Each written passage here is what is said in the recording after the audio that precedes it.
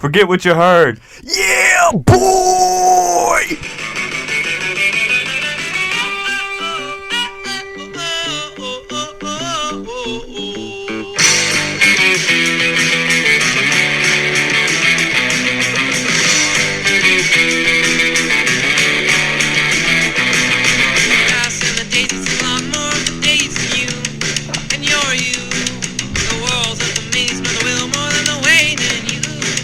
Hey everybody, welcome back to another episode of Forget What You Heard.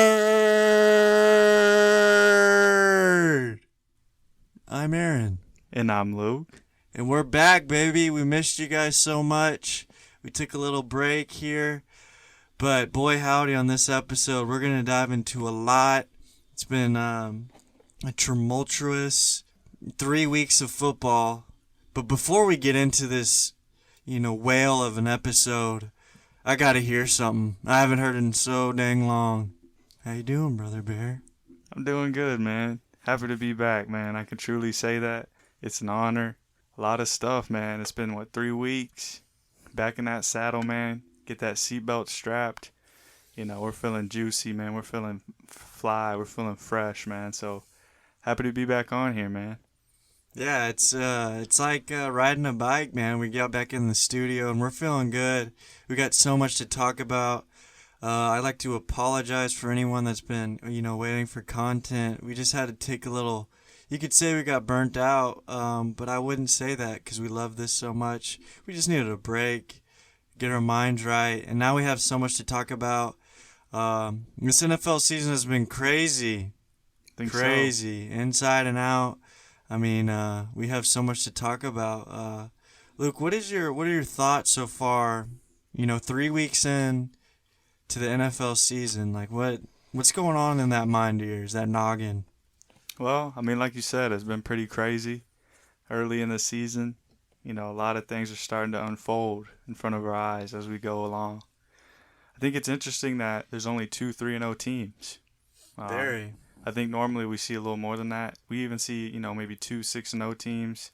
And, at this point, there's more than 2 3-0 teams, if I can remember correctly. And to me, that just shows how competitive the NFL really is, or how it's gotten. I mean, just every team, any given Sunday, as they say, any team can win, man. We see some teams we had some low expectations win some big games so far, man. So, like you said, man, it's just been crazy. It's still early in the season. We can't write off anything so far, but it's been a great 3 weeks. Yeah, wise words. Any given Sunday. Let's get started with the 3-0 teams, man. Okay. Some would say they're surprise. Others that are in that fan base would tell you we've been expecting this for a long time. Let's start with the Tua-led Miami Dolphins. 3-0, just took down the Buffalo Bills in week 3. What are your thoughts on, is this, the emergence of Tua? Is it a Mike McDaniel thing? Is it just a revamped Miami Dolphins? What's going on? Yeah, I mean, I'm going to be the bearer of bad news. I think it's too early to say, I've seen people say this is the best team in the NFL right now. I beg to differ.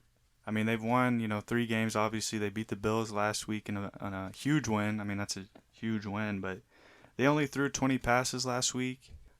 They were out yards. Time of possession, plays, basically every metric they were dominated. But that's just, the way the game went, you know what I mean? And they had the butt punt. Yeah. Did they do that on purpose? No. Are you sure? That might have been genius. No, I don't think. I can see it. There's theories out there that the butt punt was planned. Really? Executed, 10 out of 10, incredible if it was. I agree, but if you think about it, you're taking 2 points then punting it, which is basically the same thing as just punting it. I guess, but the field position. Maybe a little better. Yeah, I don't know. I mean, just a theory I Interesting. Heard. But, yeah, it's just, I would agree with you that I think it's pump the brakes on the best team in the NFL, but is there some momentum in them being the best offense in the NFL, or like a top 3 offense? I don't think so. I mean, I really don't, man. I like the Dolphins. I'm happy that they're 3-0. I'm happy that they're first in the AFC East. I truly am. I just, I mean, obviously Jalen Waddle is a freak. I mean, I think he's shown that he is a freak. He's a really great receiver to go along with Tyreek Hill. I mean, Tyreek Hill only had 2 catches last game, which even goes back to even an even crazier win. So how does Tyreek Hill have 2 catches and you beat Buffalo? You know, it's pretty crazy. But I mean, those 2 guys alone, you know, can put this offense in a different tier. They strike fast. I mean, like you mentioned, the Ravens game, Yeah, they were down, I don't know, 21 points. yeah, in the fourth. And they put up points so quickly. And even in this Buffalo game, I think the time of possession, I think McDaniel wants to play fast, and the big chunk plays like Jalen Waddle, 40-yard catch, 30-yard catch, things like that. I think that's kind of their MO. But yeah, I'm with you in terms of like, we can't crown them. Like, we don't even know if they'll win this division. It's still a lot of football to be played. But however, I will say that's the best start, the Dolphins could have asked for. Yeah, and I mean, their defense has played it okay. I mean, they've given up 64 points in 3 games, which is pretty good, right? I mean, it's not elite, but I mean, having that secondary, they've created turnovers. But getting back to the offense, I mean, just what we expected coming into the season with the weapons they have, it's nice to kind of see them doing it. Like, we saw McDaniel come in, offensive mind, Shanahan, he's high flying, a lot of passes, and we're seeing it, and it's working. So it's like, wow, this is really cool to see it actually come into fruition, them being able to utilize 2 of the better receivers in the league. And even, I mean, I know Chase Edmonds hasn't done too much so far for them this year, but he still is one of those big play guys. Gesicki as well as a tight end. We haven't seen too much, but they're just so athletic, so talented all the way around the field that this offense, being 3-0, it's one of the better ones. Is Chase Edmonds a hold in fantasy football? I think you hold him, but I don't know if he's startable. I'm not sure. Like that. He might not be flex worthy. That's a good point, because I think Raheem Mostert could go down any week, and then that's Chase Edmonds' job. But the interesting thing about Mike McDaniel coming from Shanahan, the Shanahan tree, the offense isn't that balanced. It's a lot of air it out. They don't run the ball like 20 times, 25 times a game. No. So I think he's taken what he's learned and taken what he sees, the talent he has, and he's using it to his advantage, not just going with what worked in San Francisco, Yes. which, we can talk about that a little later. You brought that to my attention. It's a great point. We'll dive deeper into it, like Jacques Cousteau could never get this low. Nah, that's an excellent point that you made with McDaniel, is that, like, the system that he had in San Francisco, like, he's not just stuck to that. Right. Bringing it to Miami, having all these weapons, and just, no, we're going to zone run and then play action off that, hit the crosser. Like, no, we're going to come in here. We have 2 of the most athletic players on the outside. We're going to boom, boom, boom, boom, boom, boom, boom, boom. They call me Mr. Boombastic. But no, Chase Edmonds on your bench, his numbers are kind of inflated. The 2 goal line touchdowns last week against Buffalo, he only had 7 total touches. You just gotta wait, man. He's a good player. That's why I say hold him, but I'm not starting him. Yeah, and for the rest, like Tua, I think is a quarterback to have in fantasy. Yes. I actually picked him up, and then Tyreek and Jalen Waddle, you ride with them. But let's move on to a team close to your heart. Okay. The Philadelphia Eagles. Wow. Is 3-0. And it hasn't been close. No. They've been smashing people. Jalen Hurts is getting MVP chance.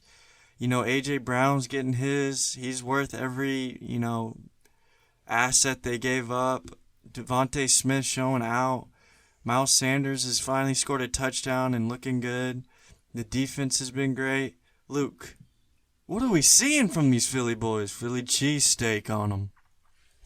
Yeah, I mean, obviously the offense looks good, but I want to give credit to the defense these first 3 weeks. I think that Excellent. they're going overlooked, man. I know we've seen the big plays from Slay Monday night against the Vikings. 2 picks, right? He had 2 interceptions. James Harden on them. Shut down Justin Jefferson.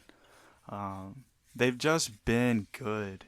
And it's nice to see that, man, because the Eagles have always been that team where you can just pick apart in the secondary.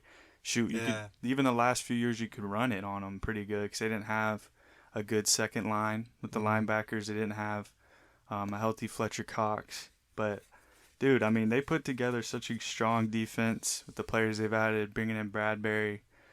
He's been really good. Jordan Davis has been limited. He doesn't play a whole lot, but when he does, he's impactful. And just only allowing only 50 points in 3 games goes a long way, especially when you are your offense. How has Nakobe Dean been? He doesn't play very often.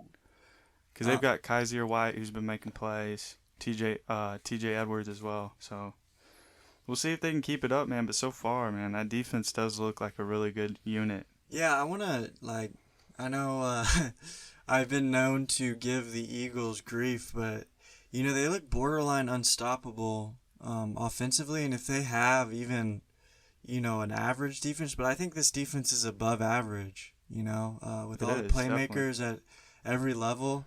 And Jalen Hurts, I mean, he's growing. He's what, I've been telling you guys. You've been telling me and what I've been hoping and it's easy, man. wanting to see. He's definitely learning.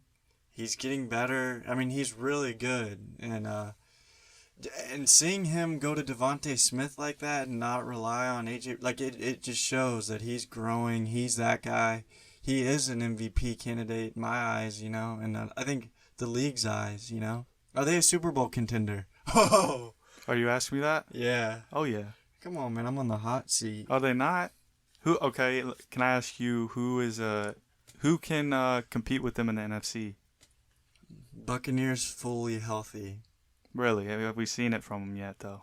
Their defense has We been saw pretty them beat the brakes off the Eagles last year in the playoffs. good. This is a different group, dog. Yeah, but it's the same Bucks. It's a different group of the Eagles, dog. True. I mean, the game would be really good. I'm just saying it would be a good game. I'm not saying that they would lose to the Bucks. Because they can put up points now with anyone, I think. So the Bucks, would you say the Rams? You're not sold? I'm not sold on the Rams. I'm not really sold on the Packers. The Packers might be a good matchup for them, though, in terms of, they'd slow the game down. Yeah. And make it low scoring. Rodgers. Jalen Hurts having the ball in his hand. Mm-hmm. I think that would be good. That's why the Packers are kind of they're not the most uber talented in terms of wide receivers and offensively. But the defense is good, and they have 2, good running backs, and they can control. And they have Aaron Rodgers, So I think that would be a good matchup. I mean, and it seems like the Vikings are just the Vikings again, Yeah, the Packers and Tampa will be there, and come playoff time, they'll be up there. I mean, just having those 2 quarterbacks, them to be able to control the game, I mean, they're gonna be there for sure. But getting back to the Eagles, Miles Sanders has been pretty good. He's been able to dominate the running back carries, which is nice to see. They finally realize, Sanders is the alpha in this backfield. No more Boston Scott, no more Kenny Gainwell. Let's give it to this guy. He's running the most routes out of the backfield as well. He's averaging 15 carries, two targets per game. I mean, he's a RB2. You got to play him, I think. And it's nice. It's nice to say that. I'm happy for Miles. I'm thinking in terms of AJ Brown, he's a must start. But for Devontae Smith, is it a volatile? You never know what you're gonna get week from week, or is he for you? Are you comfortable playing him every week? I think moving forward, I'm confident starting Devontae Smith. Once you saw that breakout game. Well, the last 2 weeks he's had more receiving yards than AJ Brown. So the fact that he's done it, like, after last week, after the Vikings game, I would have been like, yeah, he's kind of volatile after no targets, no catches after week 1. But the fact that he came out here in Washington, had over 150 yards and 2 touchdowns at halftime, it made me realize that, like you said, he's that guy. And the fact that Jalen Hurts isn't just focused on A.J. Brown, he's able to actually make progressions. And Goddard. And make reads, knowing that if A.J. Brown is covered, Devontae Smith isn't going to be covered because he's just that good. So to me, I'm starting Devontae Smith. He's a strong receiver too, I think. And, and like these offenses too, like the big name offenses, Tampa, you're playing Godwin as a number 2. And you feel very good about it. Right. Like the Rams, Allen Robinson and guys like that. So the Eagles are a top offense right now. You have to play their number 2 receiver. Hurts is throwing lights out, over 330 yards passing the last 2 games, 4 touchdowns. And it's very exciting. And even week 4 against Jacksonville, I expect a shootout. Both these teams have been playing good, so you got to start them boys. Yeah. I think, for me, I guess the dam broke for Jalen Hurts. I really just, I took the beavers off the dam. The dam broke for Jalen Hurts. I'm a full-blown believer from seeing that Devontae Smith game it's not just the Devontae Smith game. It's still A.J. Brown got his. Mm-hmm. Devontae got his. Dallas Goedert got his. He's looking around the yard. Who's open? Yeah. And that's a true sign of a franchise quarterback. And that's all I wanted to see. No hate. Dam is broke. The Beavers are off the dam. They're off the clock. They're living in the grocery stores. How much credit should we give the Eagles for getting A.J. Brown and helping the Jalen Hurts? Because with Josh Allen, how bad he was, it's like, man, he's not very good. We're going to have to see something. They go get Diggs. They bring in Stephon Diggs for him, and he flourishes. And it's nice to see the Eagles do that for Hurts, going out and getting not only a receiver 1, but his best friend. Is the A.J. Brown addition like the biggest reason to Jalen Hurts' success and the Eagles' success? Or you think it's more so on Jalen just being able to improve? I definitely think it's a great move, but I also think like Jalen was going to be better regardless. Mm-hmm. But having A.J. Brown, the ceiling is, I don't know where it is, dude. I'm looking up, I can't see it. Yeah. But I think he would have been just fine. I just think, like they said, he had 3 different. He was in 3 different offenses, and even in college, he never stayed in the same offense for 2 years. He hasn't had the same offense in back-to-back years since high school. Yeah, and just showing him getting comfortable and that he studies the playbook. He's that guy. Yeah. I'm not gonna give him any backhanded compliments anymore. I'm gonna be straight up. Channelview, Texas. I love you, Jalen. Well, be straight up with this. Is he the front runner for MVP after 3 weeks? 100%. Really? 100%. Gotta love it, baby. Because I think he has 3 rushing touchdowns already. I mean, dude, he's throwing for 300+ yards. His completion percentages, everything. I mean, and they're 3-0. I mean, how can he not? Right. But yeah, I want to kind of go to like the divisions and just talk about other teams as we go. I think that's a way to keep it, kind of tame, man. Like keeping a bonobo in its cage. Yeah, man, we're smooth as the other side of that pillow. Oh man, don't you love doing that in the middle of the night? I'll tell you what, man, I do sleep very well. That's good to hear, man. Let's go. Let's go with the AFC East. Are you all right with that? AFC East, okay. Let's talk about the Buffalo Bills. In my opinion, Buffalo Bilk. In my opinion, the most unstoppable team. Even in their loss, ran 96 plays, dominated the yards. Josh Allen is unstoppable. If he's not going to beat you with his arm, he's going to beat you with your legs, break your back on a 3rd and 9, 3rd and 12. He's going to make that run. He's spreading the wealth. He's yeah.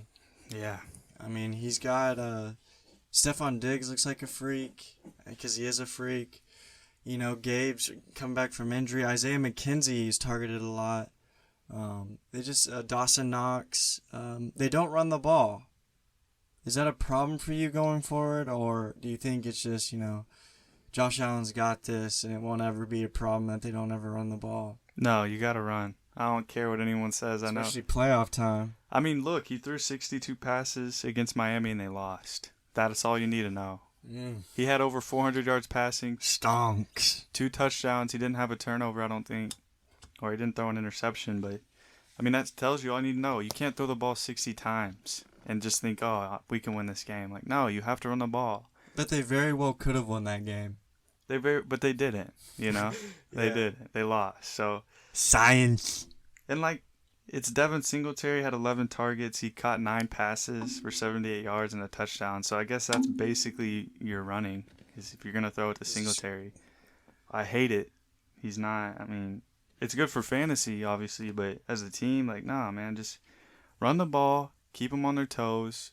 You can work Josh Allen off that play action. You can open up way more if you're running the ball. Even if you're not running it effectively, you can still work off play action. The linebackers have to react to them running the ball. They have to do the reads and play action.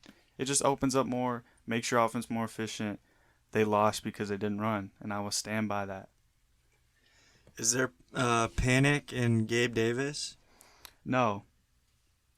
He's boomer bust. That's what he is. That's what you drafted. Is he a wide receiver 2? No, he's receiver 3 right now. But you drafted Gabe Davis knowing that this is what it was. You don't draft Gabe knowing he's gonna get 20 fantasy points a week. I don't think if you expected that, you were wrong. I think because I mean, it's Diggs, and then if it's not Diggs, it's gonna be a handful of guys. But you drafted Gabe for those games where he catches a 50-yard bomb and then he catches a red zone touchdown. I want to respectfully disagree with you 'cause as a Gabe Davis owner. Okay. I didn't draft him for boomer bust. I drafted him because of the reports that it's 1A, 1B. He's playing So, in my eyes, he's getting the opportunity on every play with Josh Allen. So, to me, his floor is high. Yeah. So, it's not boomer bust. See, I agree. I think the injury played a factor into it. Yeah. Especially last week, for sure. But I think... I don't know, just to me, Gabe Davis, that's what he's always been, and it's just hard for me to expect different, I guess. Would you compare him fantasy wise to Mike Williams, or do you think he will be more consistent on a week to week basis than Mike Williams? I think you can compare the two, yeah, in terms of having those spike weeks and then those weeks where it's not as juicy. But I can see him getting to a point to where his floor is higher than Mike Williams.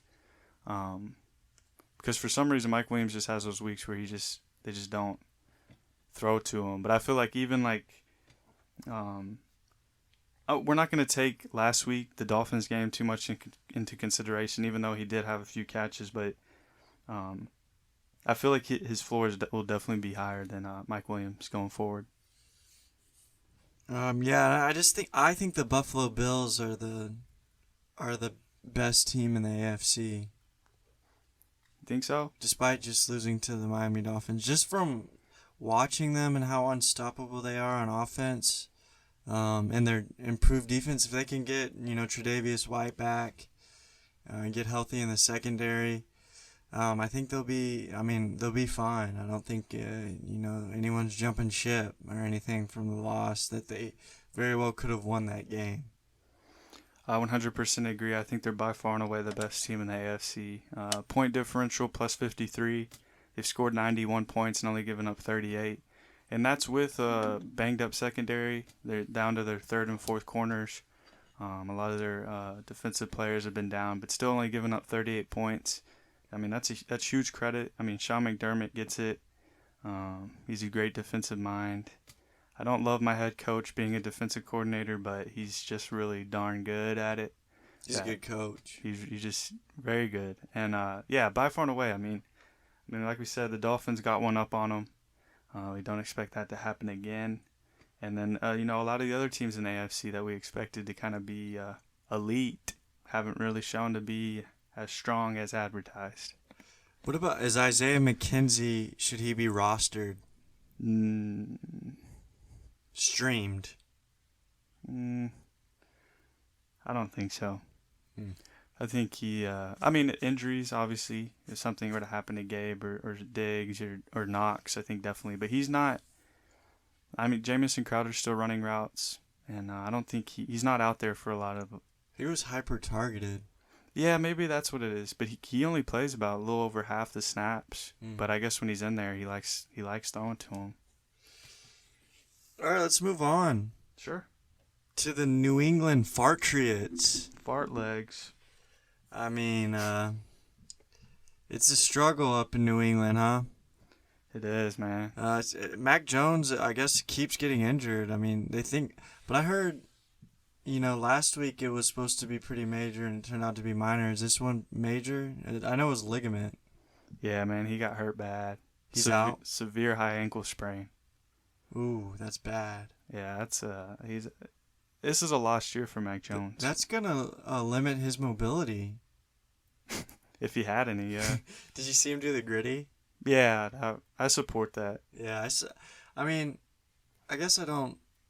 I mean, it's just hard for me to watch the Patriots games. They're real lackluster, not much going on, but they're always close because they're. I guess their schemes and stuff are like stuff out of like a a Western novel, you know. Yeah. Something. And Steve, what is it? Steve Belichick. Yeah. He's feral, dude. He was on all fours on the sideline, lifting up the leg on the fire hydrant. Yeah, I'm not. That dude stinks. Literally smells. Yeah. What about figuratively? Figuratively, I don't know, man. What is he? Is he a assistant defensive coach? I think he might be 50% Bear, 50% Saskatchewan. He's on the road to redemption, ain't he? I believe in I it. know your dream is to be a Bear. I wouldn't mind him. But I guess like the bright spots, Damian Harris is a good running back, and so is Ramondre Stevenson. Yeah. They average, chunks for yards per carry. The wide receivers, I guess it just depends on the day, really. Jacoby Meyer, but he was hurt last week, right?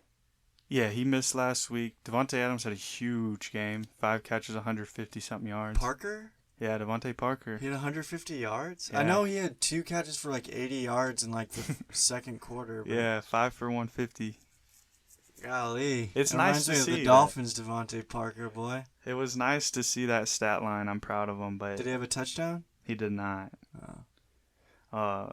But I think with Mac Jones being out, I think he's going to be out for a while, unless they can find a way to get him out there. But I wouldn't trust any of them. I don't think I'm playing any pass catchers until he comes back. Who's their backup? Is it Hoyer? I think it's Hoyer, but rumors are Cam Newton's coming back. He's worse than Hoyer. I'd rather have Hoyer in terms of fantasy than Cam Newton. Maybe they can trade for Mason Rudolph. What about Colin Kaepernick? Nah, man, that dude ain't ever coming back. But as far as the backfield goes, Ramondre finally had his game. Yeah. He had, 100 yards. Maybe he didn't have 100 yards rushing, did he? He had 100 total yards. 100 total yards and a touchdown. He looked really good. Yes. I think, something's got to give, man. Something's got to give. Someone's got to leave town, man. They need to have a old-fashioned shootout. Yeah, duel. Yeah, like Buster Scruggs. Go on down to New Orleans and get yourself a duel. I don't think you can do it down there. They'll charge you with murder. But if you go Arizona. if you go to Shenandoah, Yeah, dude, I'll do it for a brown paper bag. a paper bag bandit, what done it? Go down, do a duel. I'll be the referee. I'll bring my notepad. Who would you want to see win that duel? Hey, I can't pick favorites, man. I'm the ref. Go ahead, pick a favorite. I have my notebook, man. You have to look at the notes. Ramondre. Ramondre's just better, if you want to be fair. Yeah, I think everyone knows that, but I don't know. What's Damian Harris's? What are they sticking to there? What are they hoping for there? Maybe the first round draft capital. Was it first, second round? I First think it round. was a first round. Might have been first. But Ramondre ran 25 routes, which is the Golly. most intriguing thing. He caught 4 passes, two goal line rushes to Damon Harris's 1 goal line. So hey, we might see it turn another page. Hey, let's turn that tide on him. But how's Johnny Smith doing? Not sure. Not good. There goes my bold prediction. What's Henry's not doing anything either, huh? Not much, man. Really? That team just stinks, man. It's time for Bill Belichick to hand over the reins to Steve. Yeah, give it to Steve, man. That could turn very foul. I want to see live animals on the field. Oh man, dude, that could get real ugly real quick. But I'm here for it.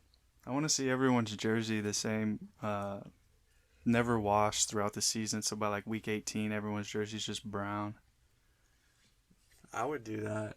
I would never get my jersey washed. Really? Yeah. That sounds so horrid. After one game, it would smell horrible. I'm wearing pads. You'd probably get staph infection Probably. on your butt. All right, let's go to the New York Jets, feisty boys. Ooh, gee. Joe Flacco. They've been a little frisky. Man. Yo, it's They've Joe been in some- Flacco, man. They beat the Browns. They've been a little frisky. They've been kind of like cardiac cats, man, coming back from the dead, making that little comeback in the fourth quarter. Garrett Wilson has emerged. Ooh, juicy. He looks real good, real talented. Brees Hall is being hyper targeted.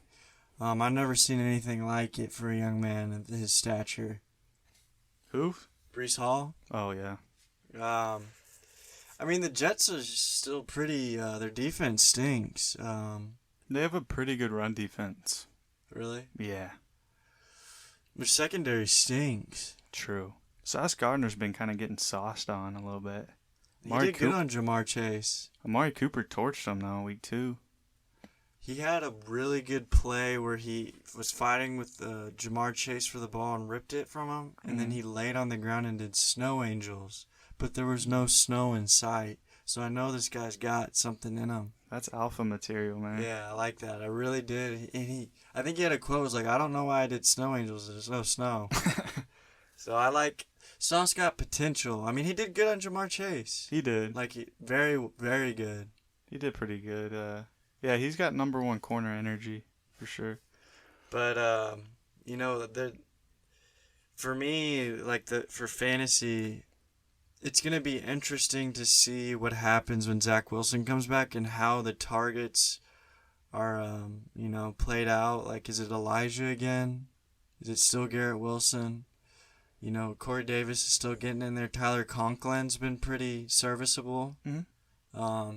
It'll be, but I think, I like both Garrett Wilson and Elijah Moore going forward and Brees Hall. I like Brees Hall a lot. Every time he gets the ball, he makes plays because he's a playmaker. Yeah, man. He's seeing a crazy amount of targets. Not like crazy. Like, it's insane. I think he's got like 26 targets in 3 games. That's crazy. I mean, is it just screens or is he running routes? Yeah, it's like flats and stuff. And like, I don't know if that. Well, Joe Flacco's literally throwing the ball 52 times a game. Yeah. The first 3 weeks. I'm not sure if how much that changes when Wilson comes back. Because I mean, surely you trust Joe Flacco throwing the ball that many times more than you would Zach Wilson, right? Yeah, because I think the turnovers is the problem for Zach Wilson. Right, exactly. So they're not going to be having him aired out if half the time he's throwing picks. Right. And I guess it's the biggest question is what happens when Wilson comes back in terms of, do we see Garrett Wilson still continue to just be a freak out there, which, I mean, he's shown that he's a monster, or do we see Elijah Moore, the star we saw last year, who's running more routes than Garrett Wilson, who's getting open very, very often. I think Elijah Moore is a buy low. I think he's a guy you can target. You can probably get kind of cheap right now. Make a move. I think it's always a good idea to attack the unknown. We don't know what Zach Wilson's going to do. Go get Elijah Moore. It could be his guy. And you got him for cheap. And you got a good receiver, too. I got both of them on my team. Yo, send one over here. Yeah, bro. I got Sturgill, bottom dweller. Brees Hall, for the first time, out-snapped and out-touched Michael Carter. It's happening. He did it, man. You have to go. Brees Hall is an obvious trade target. He's coming the lead back after less than a month. It's going to happen. You guys aren't ready for it neither because Brees Hall is a stud. He's getting the targets. He's getting carries. He makes plays. Got to go get Brees Hall. I think Garrett Wilson and Zach Wilson have beef. Because Garrett Wilson was quoted saying that Joe Flacco throws a much more catchable ball than Zach Wilson. Do you think that means that Zach Wilson's inaccurate or that he throws the ball real hard when it could be a touch pass? I always wanted to dissect those words. It might be his arm strength. I think it is too. I think it probably hurts because he then slings out. He's a gunslinger. Joe Flacco floats it in there real beautifully. He's got a nice touch, Flacco. I wonder if Zach Wilson took offense to that. Yeah, I wonder too. I wonder if he's able to take criticism. He doesn't look like it, does he? Yeah, because I mean, for me, I'm not very good at it either, so I can understand. But maybe it's a combination. Maybe he's not very accurate, and it's a hard pass to catch. You know. But why would you say that about your starting quarterback? Because Garrett Wilson's a dog, and he don't give a darn. Hey, go get Elijah Moore. It looks like Garrett Wilson's gonna be in the doghouse when Zach Wilson comes back. Maybe. It's a theory I have. Just think about it, boys and girls. Yeah, I think I'm on board with that too, but I'm also looking at Garrett Wilson like this guy is probably a better talent and receiver than Elijah Moore, and he could just ultimately be the guy. But I think you just wait and see. I think in your situation, having both, you just got to wait till you see Zach Wilson before you make a move, you know. Because you don't want to gamble on, trading Elijah Moore. You come back, Garrett Wilson is back to being Garrett Wilson pre-Joe Flacco. And Elijah Moore's that dog. Do you have Pharaoh in you? What's that? Do you have Pharaoh in you? Can you spell that? Pharaoh. F-E-R-R-O? No, P-H. P-H? Pharaoh. I've never heard of it. Is that fire? You don't know what a pharaoh is? Egyptian pharaoh? Oh, one of those. Do you have that in you? Egyptian pharaoh. I'm not sure, man. I'm not sure where my ancestors come from. I'm going to have to get into that because whenever you start talking about the Jets, you look like a pharaoh. I might be Lebanese. You might be Pharaoh. Let's go over the AFC East, just the standings real quick. New York Jets are 1-2. New England Patriots are 1-2. Buffalo Bills are 2-1. The Miami Dolphins are 3-0. Let's move on. Shout out to the Jets for that comeback against Cleveland. That was sick and heartbreaking. That might be their only win. Let's go to the AFC North. I'd love to, Bug. All right, Bug. That ain't no problem. Let's start out with the Cleveland Browns. Where are we at? AFC North? No, that's right. Okay. Cleveland Browns, man. With Jacoby Brissett at the helm. Gotta love them. Week 1, I think we were all scared about Amari Cooper and David Njoku. We just thought this was going to be a Nick Chubb show. He's been fantastic. The best running back in the league, in my opinion. Kareem Hunt, the best backup in the league, in my opinion. Been fantastic. You can always count on them for producing. However, a fire was lit under Amari Cooper's buns. He's been lighting the world on fire, man. He's looking like Amari Cooper of old, man. I won't call him Pooper Scooper until he starts struggling again. But it looks like there's a little good chemistry going with Jacoby and Amari. Their defense has been a little underwhelming to me. Yes. As a Cleveland Brown owner, I thought they were going to stomp the Jets' heads in. I was saved by a late lateral fumble in Pittsburgh, which they scored, I believe. Yeah, Amari Cooper, man. Last 2 weeks, he's been dominating those targets. 21 targets, over 100 yards both games, and a touchdown. He's one of them high-end receiver twos, man. You got to get him in that lineup until we see Amari Pooper. Ain't happening here. Nick Chubb, yes, amazing. He's an amazing guy. Say it. He's an amazing runner. Say it. But his role is not as strong as you think. Here we go again. Kareem Hunt is still getting that work. He's still getting that red zone work. He also has the only red zone target between the two. Come on, man. You're nitpicking at this point. Kareem Hunt. No. Here, this is fantasy, man. I'm saying. All right, go ahead. I'm just saying, man. Kareem Hunt will be there. Kareem Hunt's going to steal touchdowns. He's going to steal work. He's going to steal the targets. But it doesn't matter because Nick Chubb's going to rush on your head. He's going to get them 3 touchdowns on your head. And he's too good, man. He's a great running back. You got to get him. But don't get too juiced up, man, because Kareem Hunt's still there. Yeah, I mean, Jacoby Brissett had the best, I think, what was it? I don't know, most efficient game from a Browns quarterback since 2007 or something on Thursday night. I'm shocked, but I'm not at the same time. He looked really good. He looked poised. He looked like the New England Brissett. He looked like he had some juice in that mustard arm. Yeah, I mean, shout out to Brissett, man. No, man, you've been talking a lot of noise behind the scenes, man. I need on you Brissett? Yeah, the Nah, brisket he's boy. been really good. Njoku had a great game. Cooper had a good game. They've scored 85 points in 3 weeks. I mean, he's done good, man. He's done what he needs to do. They're 2-1, first in the division. Defense hasn't been that good, but they've been able to pull out some games. They've been able to score points. And Jacoby's just doing what he needs to do. You know, play smart ball, be a game manager, no turnovers, and take advantage of those defenses. You know, hey, Jacoby, throw the ball at us. Throw it over here.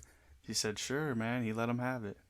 Do you think the Browns defense is going to be good against the Falcons in week 4? Good. What do you mean? 10 points. No. The Falcons are a little feisty, aren't they? Breaking news. Myles Garrett might be injured. Yeah, he got in a car wreck. Yeah. Prayers up. Yes. It sounds like he's okay, though, but still, if he's not playing, I mean, that's a heavy hitter right there, bub. Yeah, he's like the only, guy you can rely on to get a couple sacks, maybe a strip fumble on it. Yeah, and I like what I've seen at Atlanta. I mean, we'll get to Atlanta, but they've been able to sustain some drives and put up some points against some good teams. They have. Let's go to the Baltimore Ravens. Ooh, is that Samuel L. Jackson or is that Lamar Jackson? That boy's going to get paid. Yes. I think he did the smart move being his own agent, or is his mom his agent? Yeah, I think his mom does all the heavy duty stuff. I tell you what, I'll hire her right now. I think she's like an accountant or something. Like, she knows all that stuff. She went to Louisville. I think that was his daughter. Lamar's been setting the world on fire. Yes, awesome. Fantastic. He's getting 100 yards rushing every game. He's throwing 3 touchdown passes every game. Yep. Feeding Mark Andrews like a little baby in his sternum. Devin Duvernay, Rashad Bateman's always getting those big plays. I love to see it. Lamar's good, man. He's a good quarterback. He deserves the money that he's got coming his way. Back up the Brinks truck. Dude, if Kyler Murray's getting paid buku money for not even caring about football, you got to pay Lamar $340 million. Yeah, and at least when Lamar run, it doesn't look like he stole his phone from his parents. That's true. But yeah, you mentioned it, man. I mean, Mark Andrews has been the same old guy, trusty old Lamar Jackson target. He's a touchdown fanatic freak. He's really good. Like, even his target share, he's open for a big guy, not a super fast guy. He just finds a way to get open. But Rashad Batman is a good player, man. I've been trying to tell you guys. I mean, Andrews is the guy, but I mean, Bateman with the big playability is something that we hadn't really seen out of Bateman, with Hollywood being the guy the past few years. But he's taken that role. He's been able to do it. He reached 21 miles an hour on that long run against Dolphins. I mean, that dude's got the juice. The 70-yard juice? He's juice, man. It's a great thing to see. And an even better thing to see was J.K. Dobbins. Yeah, baby, he's back. J.K. Dogs. How many carries did he get? Let me see real quick. Let's check the math. Well, he had 26 snaps. He had 7 carries. So he's still a little limited. How many yards did he rush for? I'm not sure. I don't think it was very much, though. He wasn't averaging 6 yards a carry. Oh, no. Yeah. No, yeah, it's his first game back, man, in 2 years. 26 snaps, 7 carries, 14 routes ran. He had 2 targets. He had both of the team's red zone carries, and he looks healthy. You know, he's probably not 100%, but just getting back into that football grind, that football shape, getting hit a little bit. I mean, dude, he's gonna be really, really good for this Baltimore team. Cause even like the first 2 weeks, Justice Hill, Mike Davis, Kenyon Drake, like they'll bust off a good, 15-yard run. Justice Hill's looked good. He's fast, but there's just the one run. It was a inside zone, and he took it. He bounced it outside. It was a corner to beat, but he kept going outside, and he eventually ran out of bounds. But watching that play, I'm like, if this is J.K. Dobbins, this is a touchdown. So it's just like you go from Justice Hill and Davis and Kenyon Drake to like a guy who can actually play good at running back. I mean, there's just J.K. Dobbins is gonna be a home run hitter for Baltimore, and he's gonna take this offense to a whole nother level. Yeah, it's good to see J.K. now. All we're waiting for is the Gus bus. No, I'm getting overweight on this Baltimore backfield. That'll be like I'll have tears in my eyes when I see both of them back on the sideline, like switching off. Like whenever one runs off the field, they high five the other. I will cry at that moment. I know you would. Gus Bus and J.K. man, welcome back. I love the Baltimore Ravens. You do, man. You really their love defense is not very good.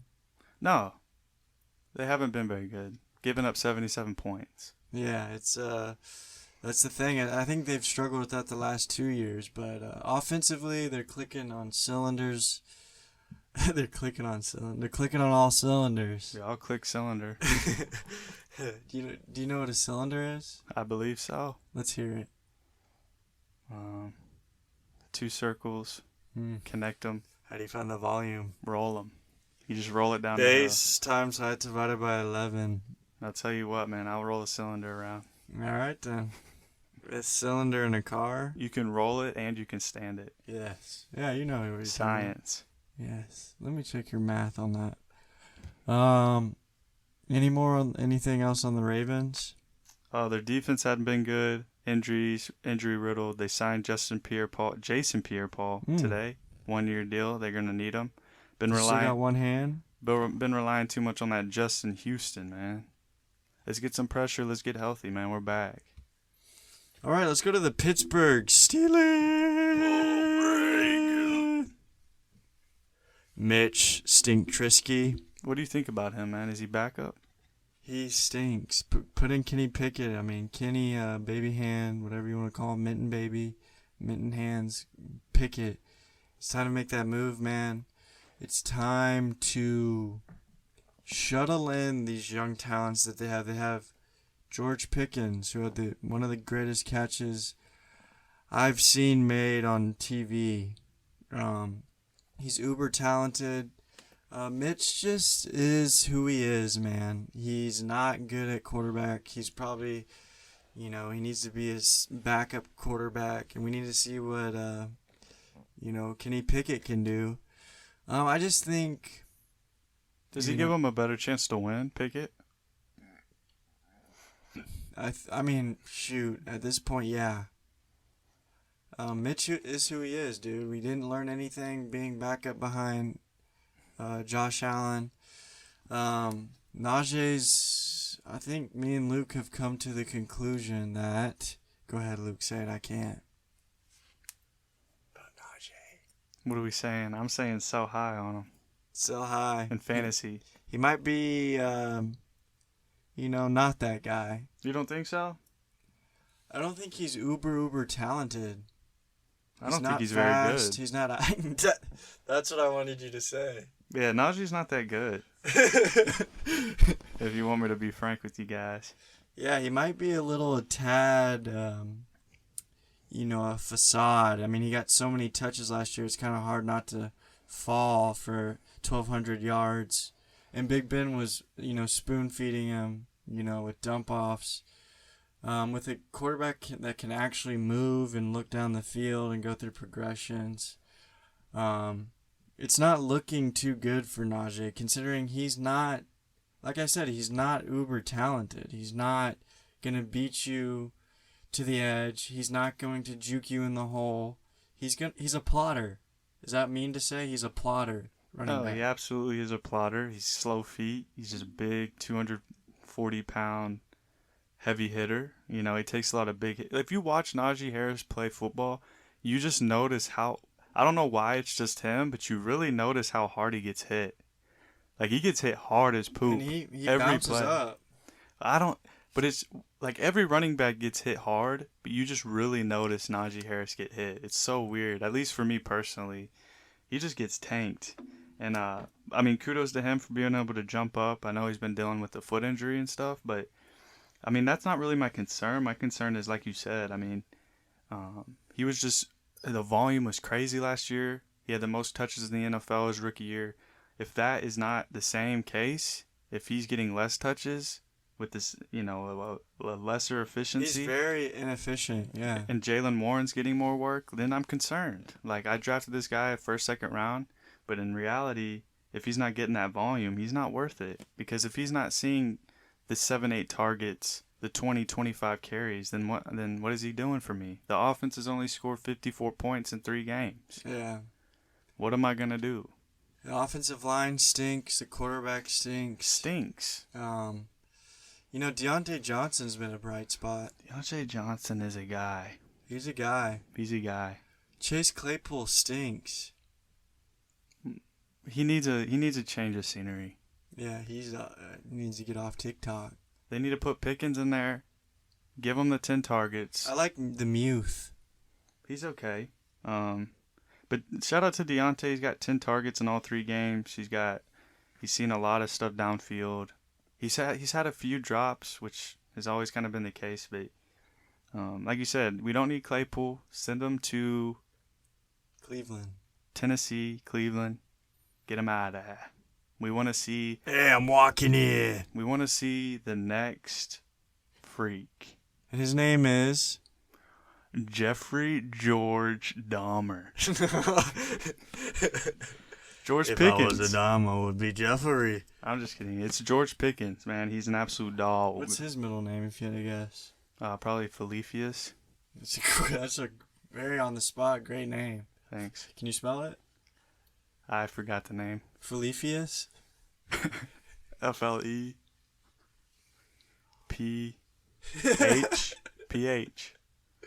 Felifius. Oh, I like that. Felifius. US. No, Feliphus. I was thinking OUS. Oh, you can have it. Alright.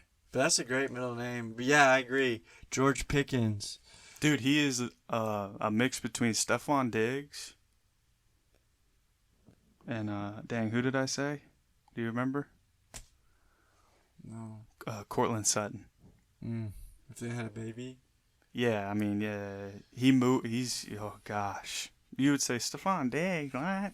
Yeah, he's not that route runner, but that's where the Cortland Sutton mixes in with that big body, go up and get it. But just like the way he carries himself, the way he moves, just reminds me of Stephon Diggs. He wears 14. He's really good at football.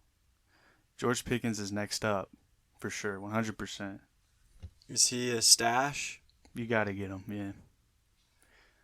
Who knows, man? Like you said, it's the unknown. If Pickett comes in, he's been playing with Pickens, second team, third team in training camp. That could be his favorite guy. Where's Mason Rudolph? He's probably dumping. Is he still wearing a helmet outside of football? I hope, man. He's trailer boy parking. All right, let's go to the Cincinnati Bengals. It's been some rough sledding for I think they're all right. after the Super Bowl, man. They beefed up their offensive line, but it ain't working. Joe Burrow's still spending a lot of time on the ground. Joe Mixon is having a slow start to the season. Jamar Chase is doing his thing. T. Higgins is doing his thing. They're still putting up a lot of, passes and stuff. I think it's I wouldn't say that, I'm really worried. The panic meter is very low. I just think it takes some time to get things gelled out. And, Joe Burrow's still a fantastic quarterback, and he's still got the weapons. Joe Mixon's still good. I think they need to iron out stuff on the offensive line and their defense. Their defense is sus.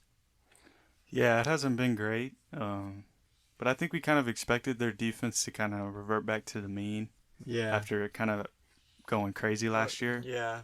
Not a lot of standouts, and they haven't been playing very well. And I think it's definitely an exploitable defense. You can take advantage of them. And we just haven't seen their offense click yet. We haven't seen the chase performances. We haven't seen mix and take off. But let me tell you this. My number one buy low in fantasy football is Joe Mixon. No touchdowns. Hasn't put up those huge weeks that we've seen at all, really. I think you can get him. But he's number 2 in the in targets at the running back position with 20, only one behind Eckler. No touchdowns through 3 weeks, but has 9 red zone carries and 2 red zone targets through 3 weeks. So I mean, he's gonna find the end zone soon. He's seeing a crazy amount of targets. Their offensive line hasn't gelled yet. He's dealing with an ankle injury, but he should still play. Perfect buy low on Joe Mixon. I like that. I agree. I think, Joe Mixon is due, and he's still the guy in Cincy, and I think it's just been a slow start for the whole team. Mm-hmm. And once they get going, see ya. Yeah. Have you ever seen a barrel-chested bonobo? Pardon? A barrel-chested bonobo? Oh, you're gonna have to explain to me what a bonobo. It's a ape. Okay, a special kind or just a regular one? Just a bonobo. Okay, a bare-chested one? A barrel-chested. Okay, you're gonna have to explain that to me as well. You know who Donkey Kong is? I do. That's a barrel-chested Oh, bonobo. so he's naked on that end? Barrel-chested. Yeah, so there's no hair on it. No, like he's fit. Like Donkey Kong. Oh, he's got a big chest? Yeah. Yeah, I think I've seen one of them before. The reason I bring that up is because I don't know why I brought it up. Let's move on to the AFC South. Shout out Barillas. Say it with me. Sure. Bonobo. Bonobis. Say it with me. Barrel-chested. Barrel chest. Barrel-chested. Barrel chested. Bonobo. Bonobo. There you go. I love that word. Well, it's one of my. That's why I keep saying it. I love that word. Yeah, It is I think it's a type of gorilla. like a silverback? No, it's small, like the smaller ones. Oh, the little baby ones? Not babies, but they're not fully silverback alpha. Like a little mojo? I don't know. I have to look it up. You can keep saying bonobo, though. Bonobo. All right, who we have, man? You want to go to the AFC South? Ooh, the best division in football. Yeah, right. They've been killing it, dude. Not really, honestly. But that one team, man, let me tell you, it's Jacksonville. We talking Jacksonville? Those look very mean creatures. Looks fit, huh? Yeah, I think it's like a chimpanzee type. He did look like one, huh? Yeah, not a gorilla.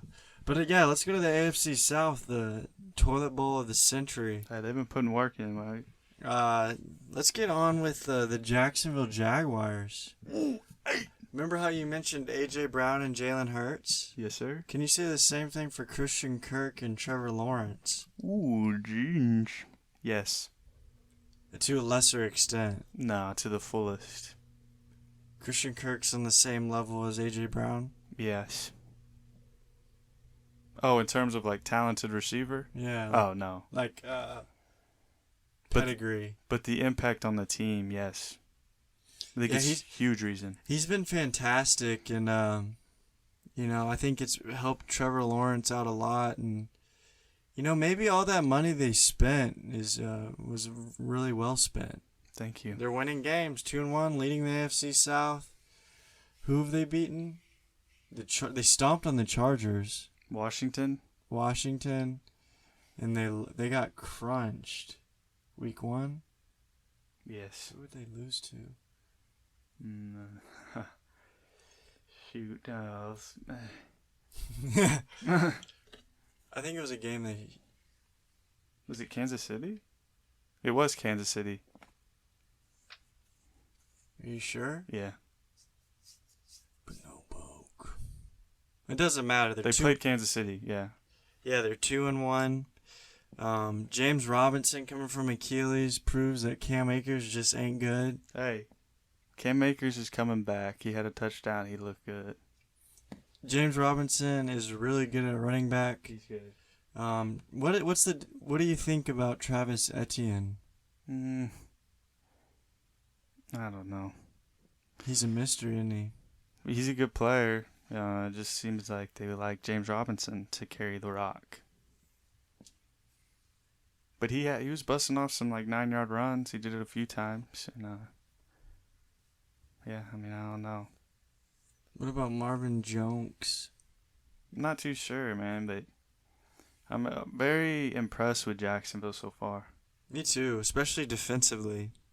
Yeah, only averaging 38 or only giving up 38 points in 3 weeks. You got to think about that. Yeah. It's because of that one guy, Trayvon Walker. Yes. Oh, what's his name? Devin Lloyd. But yeah, him He as had well. a pick. Yeah, he's done very well. I like that. I like that for Jacksonville. They're moving in the right direction.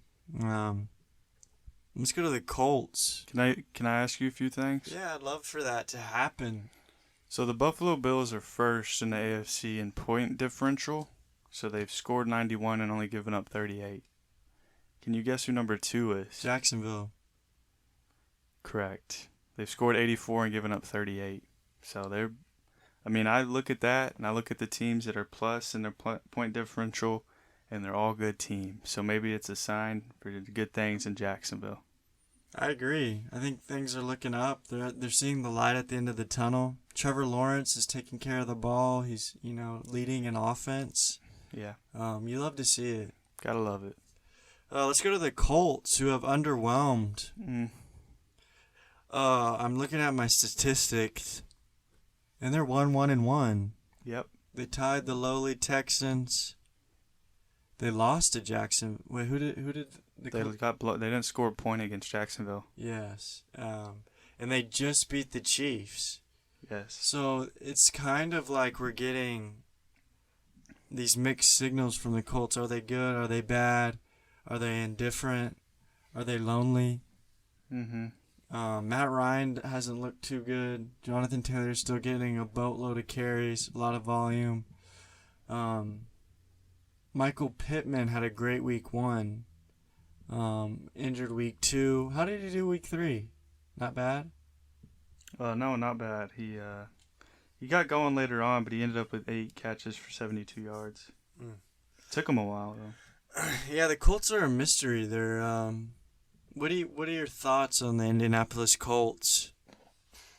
Man. Their offensive line stinks. They haven't been good at all, really at all, to the first 3 weeks of the season at all. Not giving Matt Ryan any time. And then when Matt Ryan has time, he hasn't been very great. He had an okay week 3. Without having Michael Pittman in week 2, they couldn't score a single point. They couldn't get anything going. Jonathan Taylor couldn't get going. And then that week 1 game, obviously, we saw Taylor go crazy, and then we saw Pittman too. So their O-line has to be better. Matt Ryan has to be better.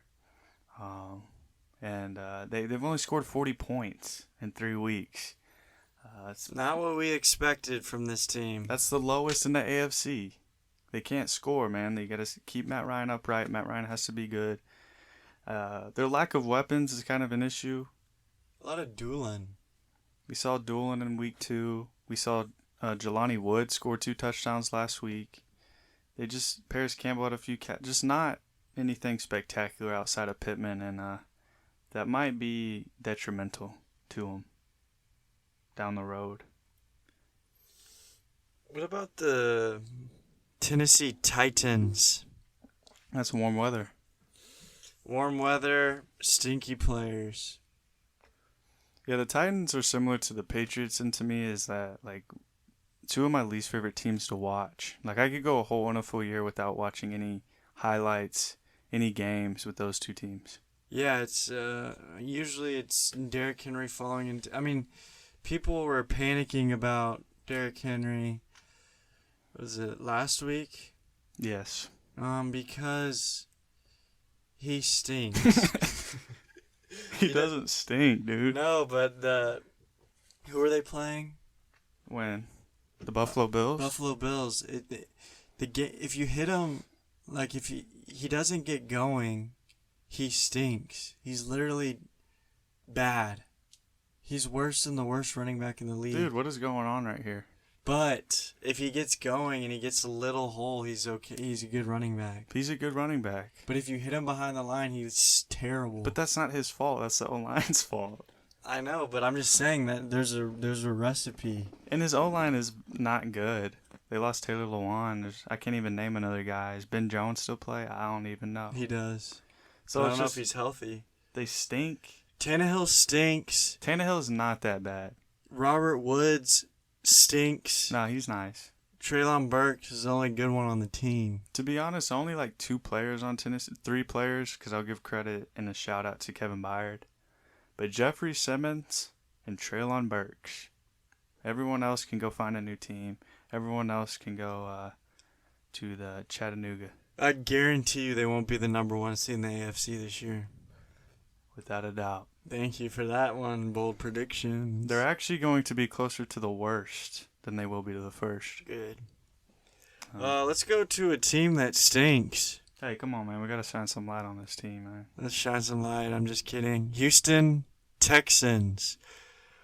They lost another heartbreaker to the Chicago Bears. Ooh. It seems like Davis Mills has the opposite of the clutch gene. Yeah. He has the butt clench gene. Tell you what. His butt crack gets puckered up in little situations, and he throws a pick at the most untimely, or fumbles at the most untimely times. He's not getting Brandon Cooks the ball. I mean, I guess you could say the bright spot is Damian Pierce had a good week 3. He's finally getting the bulk of the carries.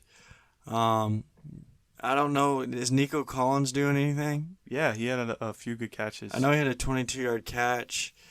But let's be honest. Houston, we have a problem at quarterback.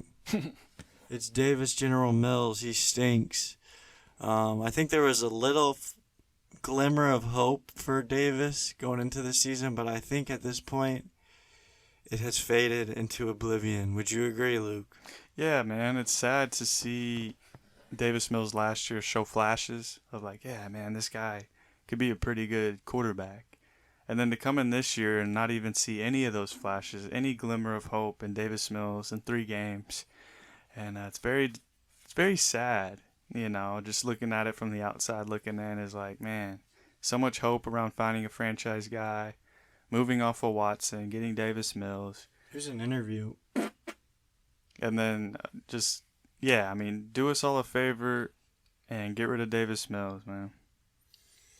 Yeah, so the standings through 3 weeks is the Texans 0-2-1, Tennessee Titans 1-2, Indianapolis Colts 1-1-1, and Jacksonville Jaguars 2-1. How do you feel about Brandon Cooks moving forward in fantasy?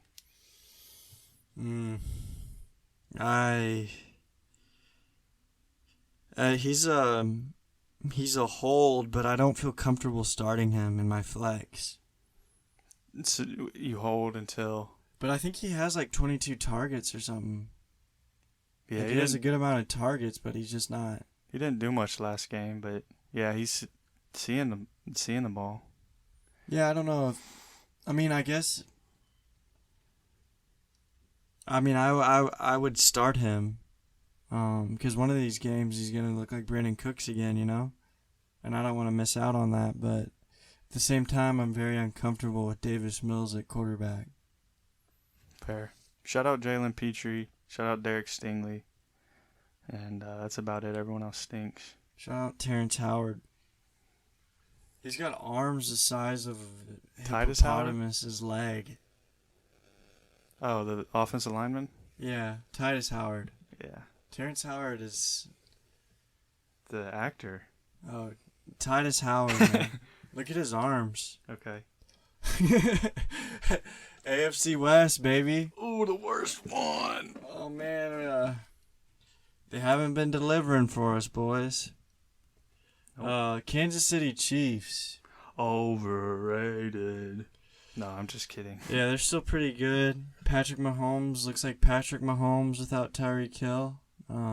Travis Kelce's, had a pretty good year.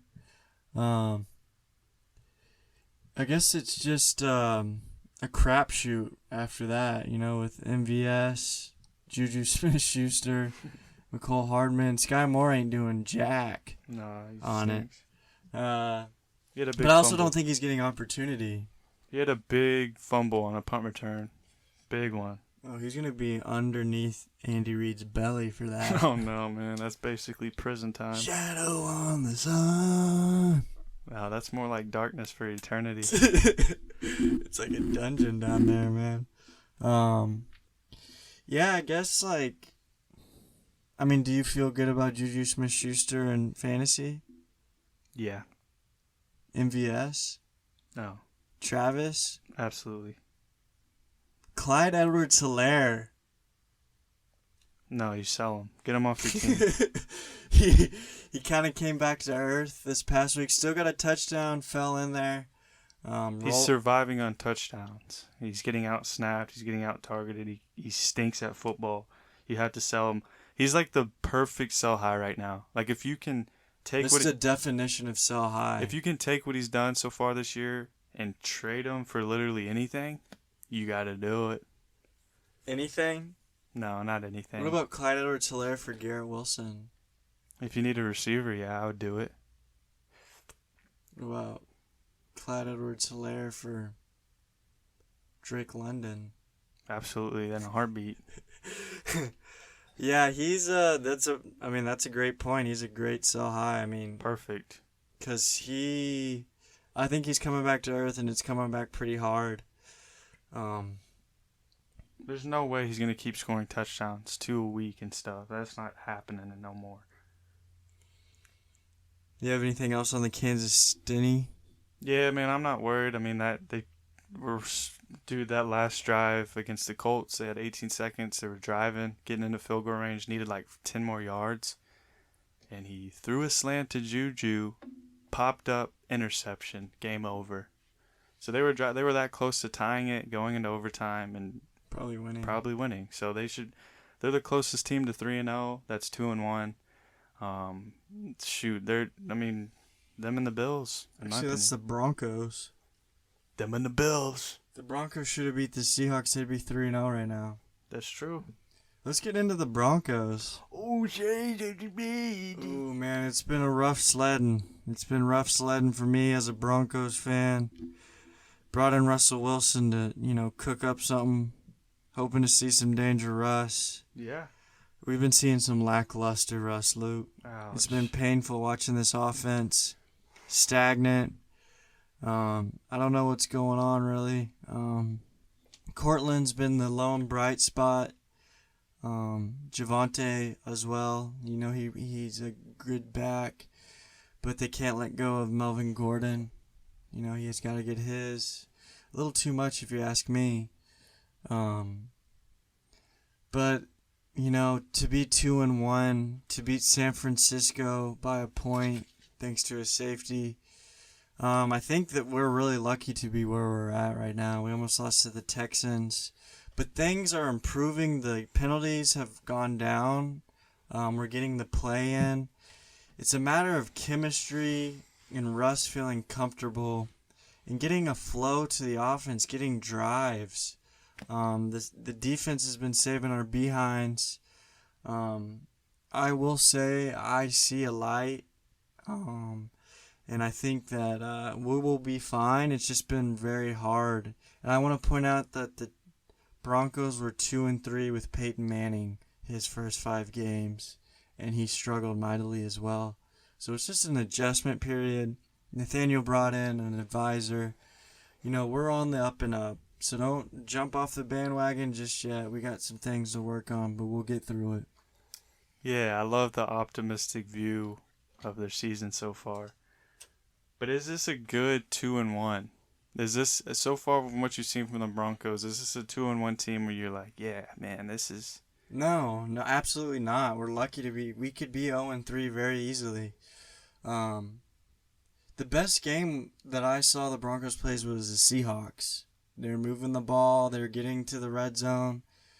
However, the Texans, a lot of penalties, weren't moving the ball that well. And in San Francisco, a lot of 3-and-out. I mean, the punter had 10 punts, I believe. He was the player of the game. I got shout out to him, man. Waitman. Waitman, man, you got it on there. He's a good punter. But absolutely not. I'm not happy. I'm not high on the Broncos after, going 2-1 in 3 games. We still have a lot to work on. I know we haven't even scratched the surface of what we can be. And it's worrisome at the same time to, be 3 weeks in and still wondering what the heck's going on. Yeah, you took a very light approach from what the Broncos have done offensively this year. Yep. Which I appreciate because it's like they've won 2 games. It's early. It's Russell Wilson's, first 3 games and a whole new offense. But it's like, in reality, like, we haven't seen Hackett or any, like, we haven't seen a whole bunch of positive things offensively. I mean, there's a lot of things that get involved, but honestly, like, the play calling, the coaching, the rotation of the running backs haven't been good, to be frank. I mean, let Javonte run it. You don't, like, Melvin will get his thing, but he doesn't need a big share. You need to, getting back to the Mike McDaniel thing, how he was a San Francisco guy, and not carrying the system over to Miami. He rather adjusted to, like, the talent and the great players he's inheriting on the Dolphins, and implementing his own system rather than bringing in San Francisco's. Hackett, coming from Green Bay, he's just implementing that same Green Bay thing, the 2 running back rotation, that first read, like they did in Green Bay. They only had Devontae Adams, so you're just going to throw that first read to him. And bringing that over to Denver, it looks like Russell is just finding that first read and hitting that first guy because that's what they did in Green Bay. And you got to change, man. For you to be a successful coach, for you to make it long-term in Denver, you have to adjust to having the amount of talent, the Javonte Williams. You got to spread the wealth. You got to get creative with these talented guys. And if he makes that adjustment, man, we can really see this offense be unlocked. And Denver actually showing that they're true contenders out there in the AFC West. Yeah, I didn't want to rip the Broncos a new one, so I was being very passive and nice. But, you've heard me outside the podcast. I didn't want to go too fan on everyone and just, fire Hackett. Russell Wilson's washed. We've all had those thoughts, but I'm taking the optimistic view. It's early. We got a lot of things to do, but we'll be all right. I guess the two positive things I would say is, like, the performance hasn't been great, but the fact that you're 2-1, you take it. And the other thing is the defense has been really, really good. Yeah. A few big plays in the running game has kind of happened, but it's better than what we saw last year, where you'd see big play, and only giving up 36 points. That's a big dub. That's the bright side of things, is the defensive side of the ball. Surtain's locked down, babe. He is great. Top 5 corner in the league. It's just I'm taking the wait and see approach on him. Will you take the wait and see on John Kitna? I've seen enough. What about Brett Favre? That guy's scandalous. Fair, that's fair. We won't get into it. Let's go to the Los Angeles Chargers. Ooh, guys. On paper, this team was coming in hot. Yeah. They had all these additions. They're dropping like flies, man. They lost Rashawn Slater. They lost, it sounds like, Joey Bosa for a while, huh? Yep. This team, man. It's Austin Eckler had 4 carries. Sony Michel's getting work. Mike Williams is a disappearing act. It's interesting. This team is inconsistent. And I think a lot of it has to do with coaching. Brandon Staley or whatever his name is. Who's their offensive coordinator? Is it Mike McCoy? Or what's his name? North Turner's son? John Turner? It's like Scott or something. I forget.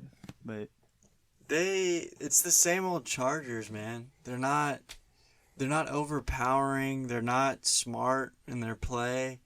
Their play calling isn't good. Their decision making, like, I don't know, man. I had high hopes, but I'm starting to think, it's the same Chargers as it is every year, dude. You never know what you're gonna get. They could be world beaters one game and destroy a team they shouldn't have beaten, and then lose to the Jaguars by 28 points. It's just like, it's got to be a headache for the fans and stuff. I mean, I don't know. Do you have a estimated guess on what's going on over? Did you take a look under the hood? I think it's like what you said, man. It's getting back to, what's made the Chargers the last few years. They've given up 84 points in 3 games so far this year. They're very vulnerable through the running game, like they've always kind of been. They just can never stop the run. Injuries are starting to happen. And it's always the same thing. And That's what I'm saying, dude. It's just the Chargers, bro. What I'm concerned about is their offense. I mean, I know Herbert's been dealing with injury the last 2 games, but I mean, they weren't able to run up the score on the Chiefs. They should have. They've only scored 58 points this year. They're not using Eckler. Keenan Allen's been out. I mean, that's a huge thing, obviously.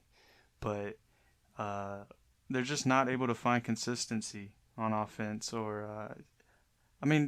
I don't know. I don't know what to do about the Chargers. I feel like it's the same thing every year. We don't know what to do, what's going on. What about Austin Eckler in fantasy? He's still up there for me. He's buy low. If you can get him low, yeah, absolutely. Buy him low. Yeah. I'm sure there's some people freaking out. 4 carries, 5 catches. I mean, Sony Michel getting the first 2 carries of the game. Come on, dude. I'll buy him. I think they need to get back to their bread and butter. Stop putting it all on Justin Herbert. Yeah, he's amazing. But he needs a balance. He can't throw the ball every time. I mean, it's weird that Josh Allen can do that and seem to get away with it, but... Why don't they run Eckler 15 times a game like they have done in the past? I don't know. That's what I don't... Brandon Staley is more like flat No, Stanley. it's not Staley. It's whoever their offensive coordinator is. No, Staley took over the play calling. He's defensive. Oh, he stinks too. Where's he from? The Rams. Defensive Why would coordinator. they bring in their defensive coordinator? I don't know. Dude, he stinks. I don't know. I don't think it's all his fault.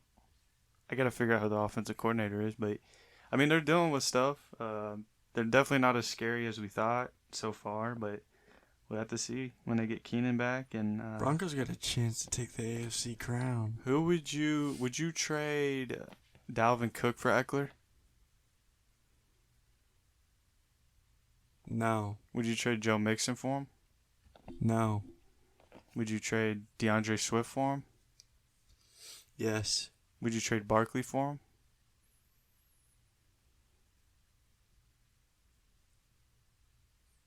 I don't know. Would you trade Derrick Henry for him? Yes. Would you trade Najee Harris for him? Yes. Okay. I still have high hopes for Eckler. Okay. I think... I don't know.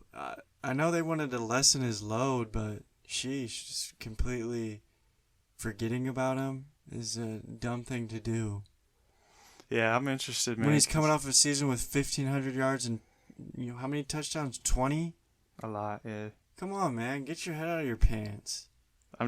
He's a great buy low because later in the year they're gonna unleash him. Have you ever showered in the bath? That's an oxymoron, but you could do it. How's it an oxymoron? Oh, we have water in the bath while you're showering? I'm just asking you, have you done it? No, I don't think so. You never had the shower running while you're bathing? Uh-uh. You should try it. It's like rain. Then it starts to overflow. I close my eyes and pretend I'm floating down the Nile River as thunderstorms happening. But doesn't it start to overflow? And if you move too much, the water will spill out. I have a leaker in there, so it doesn't get too high. Oh, you drain it? Yeah. As it's going down, you turn it on? Yeah. Cool. I'm cool with that. Thank you. Thanks. Let's go to the Las Vegas Raiders. Oh, gosh. Oh, Actually, man, they've been very underwhelming. Derek Carr's not very good. Derek Carr, Josh Jacobs has been very average. I mean, what do you have to say for themselves? I don't know, but I would be upset, man, if I'm a Vegas fan, if I'm a Vegas Raider player. Not happy. Not too happy about it. They've lost some games they shouldn't be losing. I mean, I don't. What is there to? I mean, their offense should be better. Derek Carr has to be better. Their O-line is horrid. That goes a long way. You got to have a good O-line in the NFL. Their defense stinks. I mean, we all hyped up the Raiders, man. It's the Devontae Adams move. We're thinking, oh, they're about to change the world because they got Devontae Adams. But it's bigger than that. Devontae Adams is not Devontae Adams without Aaron Rodgers. Obviously, you're going to have a top-tier guy to do the same stuff you did before. You weren't saying this after week 1. I tell you what, man, the Raiders ain't that good. They're not, man. And I think we just put a lot of stock into... You can't put any stock into what you see on paper in football. Facts. You gotta get between the lines. You gotta get between the goalposts to see what really goes on. You got to get some dirt under your nails, man.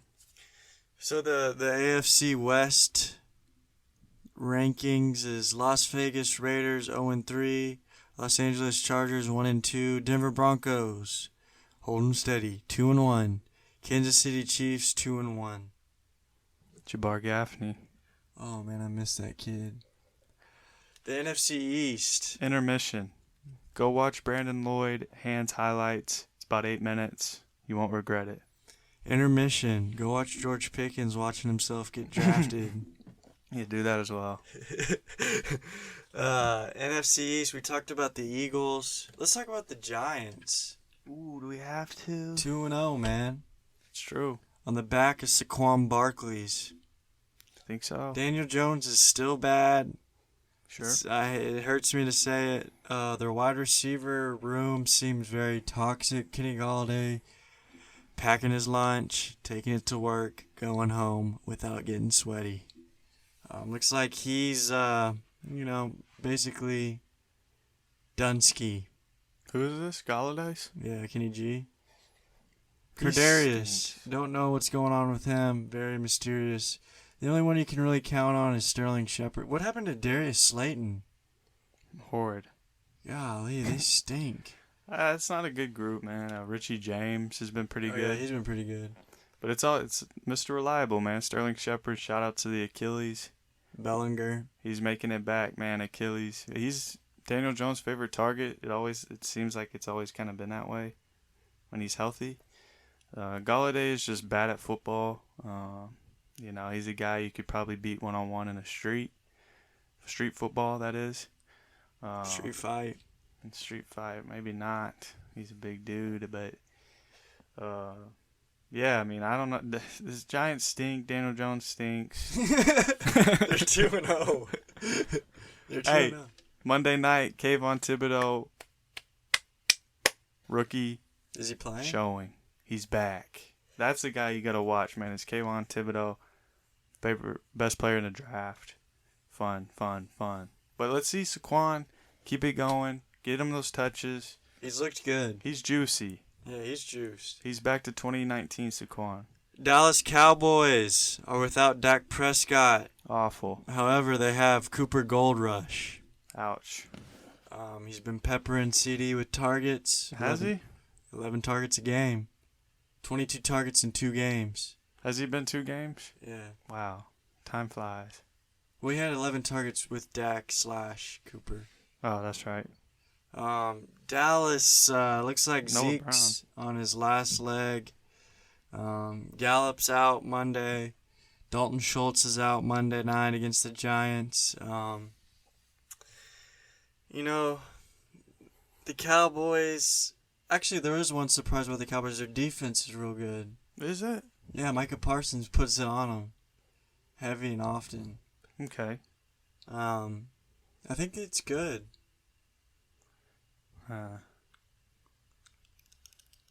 They held Tampa to like 19 points.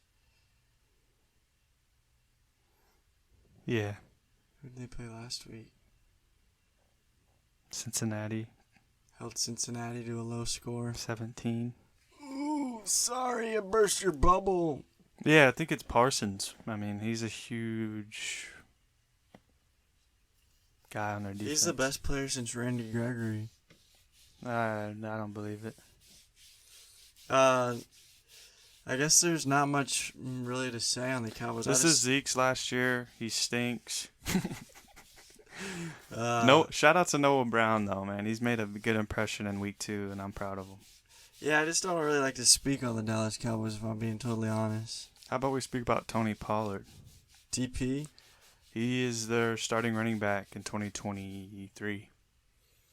I hope so. Get excited about For the it. Cowboys. The Washington Commanders. Is Trayvon Diggs good or no? I don't think so. Wow. I think he's overhyped. He's too risky and he gets burned a lot. Not very fast, His brother's better. for sure. The Washington Commanders at 1-2. Okay. Garbage time Queens. I believe in that. Carson Wentz has red hair and a beard. Hey, come on. We're not going to go that route. I say Antonio Gibson's been pretty serviceable. Jahan Dotson's had some flashes. Terry McLaurin. But the guy, it seems, is Curtis Samuel. Yep.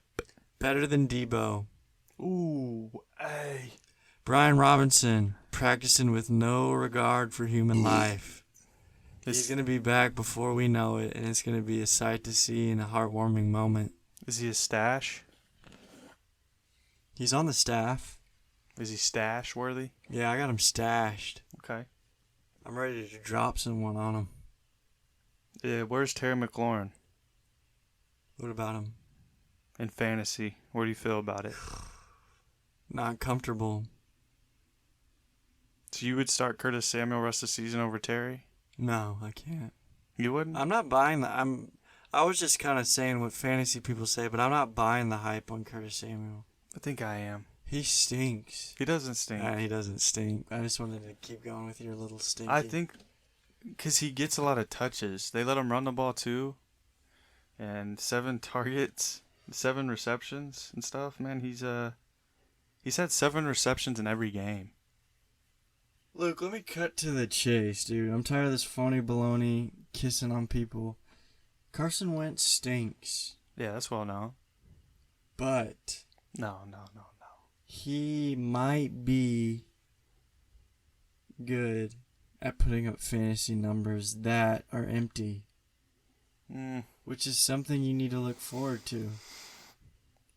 Who's notorious for like king of garbage time? Ryan Fitzpatrick. That's a good one. He's like Ryan Fitzpatrick with epilepsy. It's like Ryan Fitzpatrick, but like Ryan Fitzpatrick was bad decision making too. He's like Ryan Fitzpatrick with... He can run a little bit. He's like Ryan Fitzpatrick paraplegic. He's like a little more athletic Ryan Fitzpatrick. With a small brain. Little dumber. Yeah. I mean, one went to Harvard, one went to North Dakota State. Yeah, one was raised on bread and cow milk. The other one However, I think North Dakota State has the best school for pig farming. Yeah. Vermin wrangling. Yeah, I don't mind that. Cow herding. It's a very pretty state The Black Forest Hills. that we know of. We don't see much about North Dakota. I don't think there's a lot going on. There might not be any images on Google. I don't know if it's. I think it's South Dakota that has Mount Rushmore. I believe it is. It It's is. North Yeah, it Dakota? definitely is South Dakota. All right, let's go on. Logan Thomas is interesting. He is interesting, but it stinks. 8 targets. Yeah. No, I lied. He did not. NFC East standings: Washington Commanders dude. 1-2, Dallas Cowboys 1-1, the undefeated New York Giants 2-0, Philadelphia Eagles 3-0. Say it again. The NFC North. You see? Ooh, my favorite team is at the bottom. That's probably the best team in the division. That's the best 1 and 2 team in the NFL. Detroit Lions. Juiced. They got it going on. They got it figured out. Yeah. Amon-Ra St. Brown is emerging as one of the best wide receivers in the NFL. Whoa. DJ Chark stinks. Hey, come on, bro. Jared Goff's been pretty good. DeAndre Swift is fragile. Hey, He's good. where we going? Jamal Williams has been very, very serviceable in fantasy. Hawkinson is a tight end. Read between the lines. Interesting. Have you ever heard the saying, read between the lines? No. I wouldn't know what it meant, though. What do you see out there? I don't know. The only tree out there in What the do they say in Lion King when he's like, what do you see out there, Simba? Come before the hyenas come. That's where what is it called? The Netherlands? Oh, when they're out in the dark. Like he's looking out and he's with his dad. He's like, you see out there, Simba? And he's like, yeah, Dad, what is that? He's like, that's the Pride Land, man. You can't go out there. Oh, yeah. You might see little Timon and Pumbaa. They look up to the constellations, and there's a little dog out there. You know who Timon and Pumbaa is? Yeah, the Rottweiler and the little dog. No, I know. Hold on. We talked about this. Warthog Yeah. and Meerkat, Yeah. Prairie dog. Yeah, either or. Okay. What about Rafiki? Oh, that's the baboon. He's the most knowledgeable character in animation history. He has all the answers. What about Gerald? Gerald's up there. Gerald doesn't say a word the whole He doesn't know anything, actually. He probably put his hand in a bucket and think it's a water balloon. He doesn't have a hand. That's all right. The Green Bay Packers. Hold on, we're talking about Detroit. Go ahead on it. They're getting some injuries. Amon-Ra suffered in-game ankle injury, but he returned. He should be fine. DeAndre Swift, likely to miss 2 weeks. Jamal Williams becomes a must-start. RB1. Mm-hmm. He had a huge week 3. Looked really good. 20 carries, 87 rushing yards, 2 touchdowns. And I mean, what do we know about Amon-Ra, man? Is this the real deal? Is he a legit guy we buying? Yeah, I was very low on him going into the year, but he has proven me wrong, and I think he's here to stay.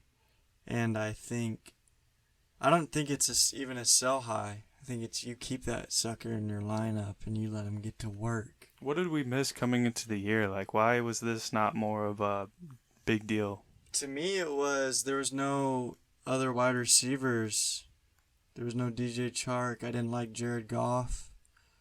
Then why weren't we drafting him like this guy could be, a freak? I think people were. I mean, just not me. I don't know. I missed on Amon-Ra St. Brown. I saw a lot of spots though that he was going like 6th round, like a great spot. I guess it's the Lions. It's Jared Goff. They brought in some wide receivers. It's the team's not very good, but little did we know they're a very high-powered offense. Oh, dude, and they it's can score the amazing. ball. And Jared Goff is pretty dang good. Yeah, I love the Lions, dude. They've scored 95 points in 3 games. They played the Eagles well. They just battled like they always do. And shout out Dan Campbell. You can't talk about the Lions without the man, Mr. Dan. Yes, sir. The Green Bay Packers. Oh, you my jealous. 2-1, man. Aaron Jones and A.J. Dillon. I think so. Getting the basically 50-50 I think Aaron Jones ran a lot more routes against Tampa Bay. He had that fumble because Vita Vea punched him in the head, man. Did you That was see him crazy. drop back in coverage? And destroy him. That's pretty cool, man. I love Vita Vea. Yeah. You know that it's a different, Green Bay than we've seen. They're slow, boring, methodical. That's always them, man. I know, but there's no Devontae Adams to spice it up. True, There's not that drop of, Frank's Red Hot. It's just bland as poop.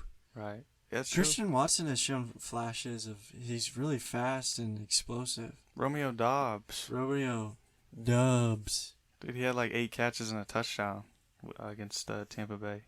Adam Lazard. Robert Tonyan. I mean, they're going to be good and have opportunities, but, They're not as scary. Their defense has been good, but not great. But, no, they've been good. They're not as scary, though. Alexander got hurt that game. He did? Yeah. That's all right. It's all right. They'll be in the playoffs. They're 2-1. They're doing well. Yeah. Chicago Bears are 2-1. We got to. Oh, do my loins beneath BBD? What about little legs? Hey, I just got an interview from the Justin Fields. Yeah, that sums it up, man. He stinks. I would kind of throw out the Week 1 win against San Francisco, considering it being swamp game. Yeah, I agree with that. And then they got trounced by the Green Bay Packers, Rightfully. and then they beat the Texans because of Davis Mills. They're pretty even, I guess you could say. Ran the ball really well. Khalil Herbert is literally better than David Montgomery. David Montgomery a little banged up, but he's going to be day-to-day. Justin Fields can't throw a football. Darnell Mooney is droppable, in my opinion. Yeah, you can drop him. You can't start any receivers, any tight ends. What about St. Brown? No, dude. This is the worst 2-1 team of all time. They're horrible. I don't care. They beat the Texans. Congrats. They can run the ball handedly. I mean, they did it on the Texans, but shout out Khalil Herbert. It's just Justin Fields isn't showing much, and in my opinion, I don't think their coaching staff believes in him. I think that's a big reason why they're not utilizing him in the passing game as much. Because I don't think they like him. It's a new regime. They're not stuck with Nagy and Ryan Pace anymore. And this might be a hot take, man, but I don't think he's going to be their franchise quarterback. Can I give you an analogy about Darnell Mooney? Please. Have you ever put a bowl in the microwave for a substantial amount of time? Like I'm saying more than a minute and a half, maybe 2 minutes. And you take it out, and it's hot, but you need to make it to the table, because if you drop it, it's going to shatter. It's a glass bowl, by the way. Ouch. So you're holding on despite the pain and blisters that are probably developing from the heat from the bowl. But it's probably better for you to just drop it or put it on the closest surface next to you. That's what it's like having Darnell Mooney. You don't want to drop him, because as soon as you drop him, you're probably going to, go for 8 catches, 123 yards, and 2 touchdowns. But it's probably safer, now that we've seen 3 games of it, to just drop it, man. Yeah, Drop it instead of enduring the pain. Yeah, exactly. Because move on. There's still better options out there, Yeah, like more you consistent. said, it's enticing because we've seen Mooney be a freak. We've seen him he's the number 1 target in Chicago. But honestly, that doesn't mean anything. Cole Kmet is garbage water. Wait, what is it? Dog water? Dog water, but it doesn't mean anything. And to hold on to Mooney, hoping he has that game, in my opinion, I think is just a waste. Because you can go pick up, a flyer guy who has potential in a better offense that you can hold later down the line, who could be more valuable than Mooney for you. And I think that's the right move right now, man. There's really no reason to just hold out hope when you can just put him on the waiver wire. No one's going to pick him up because he stinks. And then once he gets that game and you're able to place a claim on him, like fine, but you got to see it from him first. Khalil Herbert, if he's on your waiver wire, he's your number one claim this week. David Montgomery likely to miss time after getting hurt, looked like a knee, ankle injury. But Khalil Herbert, 20 carries, 157 yards, 2 touchdowns against the Texans. That's a workhorse back. That's an RB1. He's better than David Montgomery as it is. I have a challenge for you. Please. Be a dog for a day. Oh, I'd love to. And write a report. Will you record it? I would be honored. All right, we can do it. And I'm going to make sure you never get on your hinds the whole day. You have to make sure I get fed. I will do that, but it's dog food. Okay. I accept your challenge. And you gotta poop in the backyards. What kind of dog do I have to act like? Yorkie. Pomeranian? Yeah. I can do that. But I'm like, yeah. I'm built like a 200-pound black lab, though, man. But I want you to forget about fine dining and human. Mm-hmm. I want you to eat any noise, any squirrel you see, I want you to be on it. Okay. I want you to act like you need to go to the restroom and scratch at the door. Whenever you go to bed at night, I want you to go around in a circle a couple times and then get comfy and then squat down. Will you let me out? I'm not going to give you any leeway. I'll let you out, dude. I'm going to take care of you. It's not like I'm going to let you die. You're going to be good. I might forget to let you back in the house on accident. It's alright, I'll find a spot. You'll break open the door. You'll break your character to get in the door. Nah, I'll find a nice spot on the grass. Yeah, in the shade. Yeah, man, I'll dwindle down. All right, let's go to the Minnesota Vikings. As long as all my responsibilities for that day are no longer an issue. You won't even be Luke. Okay. You'll be erased from the database. For a whole 24 hours? Mm-hmm. I'd love to. Your dog name will be Lude.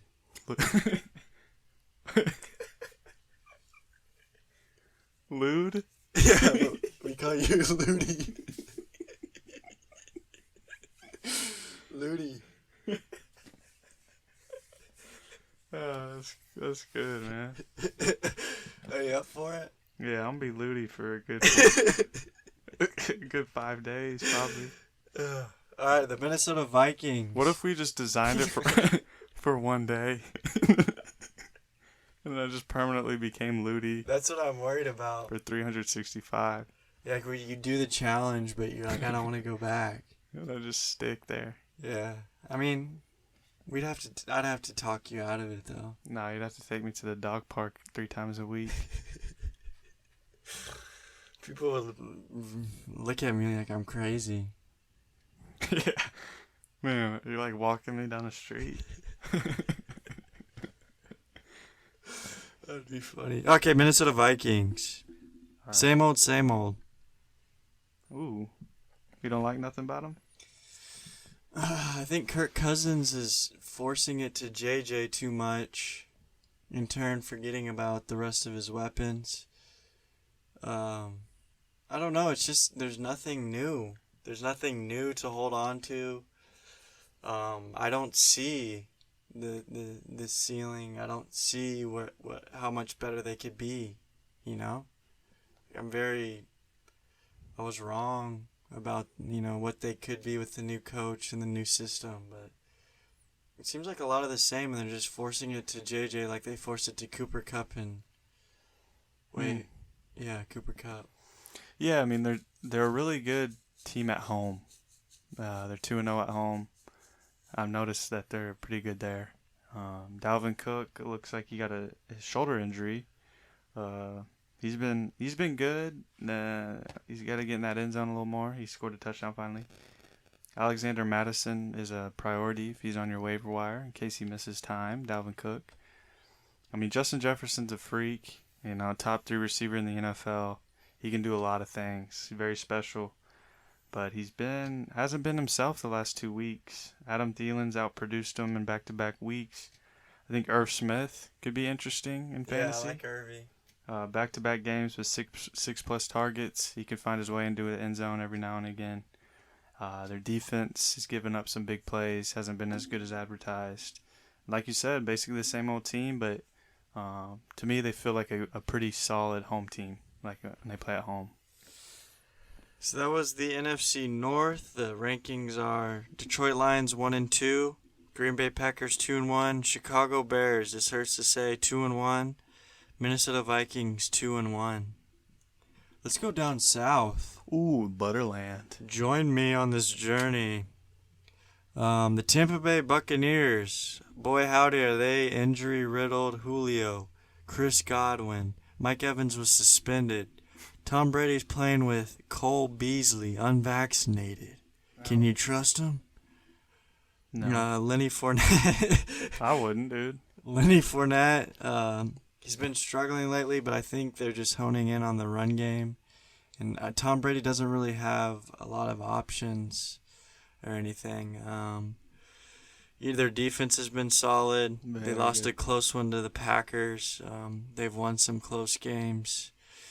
I think it's just like wait and see for the Buccaneers to get fully healthy, and especially Tom hasn't even looked bad with the lack of supporting cast. He just hasn't been able to put up the numbers he could with more talented players. Yeah, no, he hasn't looked bad. It seems like, though, the defense is able to get a little more pressure on Brady. His offensive line obviously isn't 100% healthy, so they're able to, get some sacks, force some misplays. But like you said, man, what does this team look like with fully healthy? With Julio involved, Russell Gage, Godwin. We're going to see more Rashad White as time goes on. I mean, it's just a scary team. Brady's missing all his weapons. Get him back. Get healthy on the O-line. Their defense is already elite.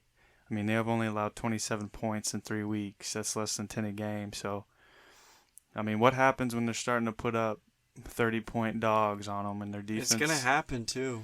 I mean, dude, without the weapons, they're 2-1, 24-point differential. They're standing tall, even though they're missing all their studs. Get them back. Scary. I think it's wait and see for Tom Brady in terms of fantasy. I think Lenny will be fine. And when Chris Godwin, Mike Evans, I think, it's just you got to ride this little, injury bug out. Just wait for all the soldiers to align. Yes. Carolina Panthers. Okay, yeah. This is frustrating. Baker seems to shun his number one wide receivers. We've seen it in Cleveland. We see it with DJ Moore, poor guy. We know he's a good wide receiver. I don't know why Baker's not throwing to him.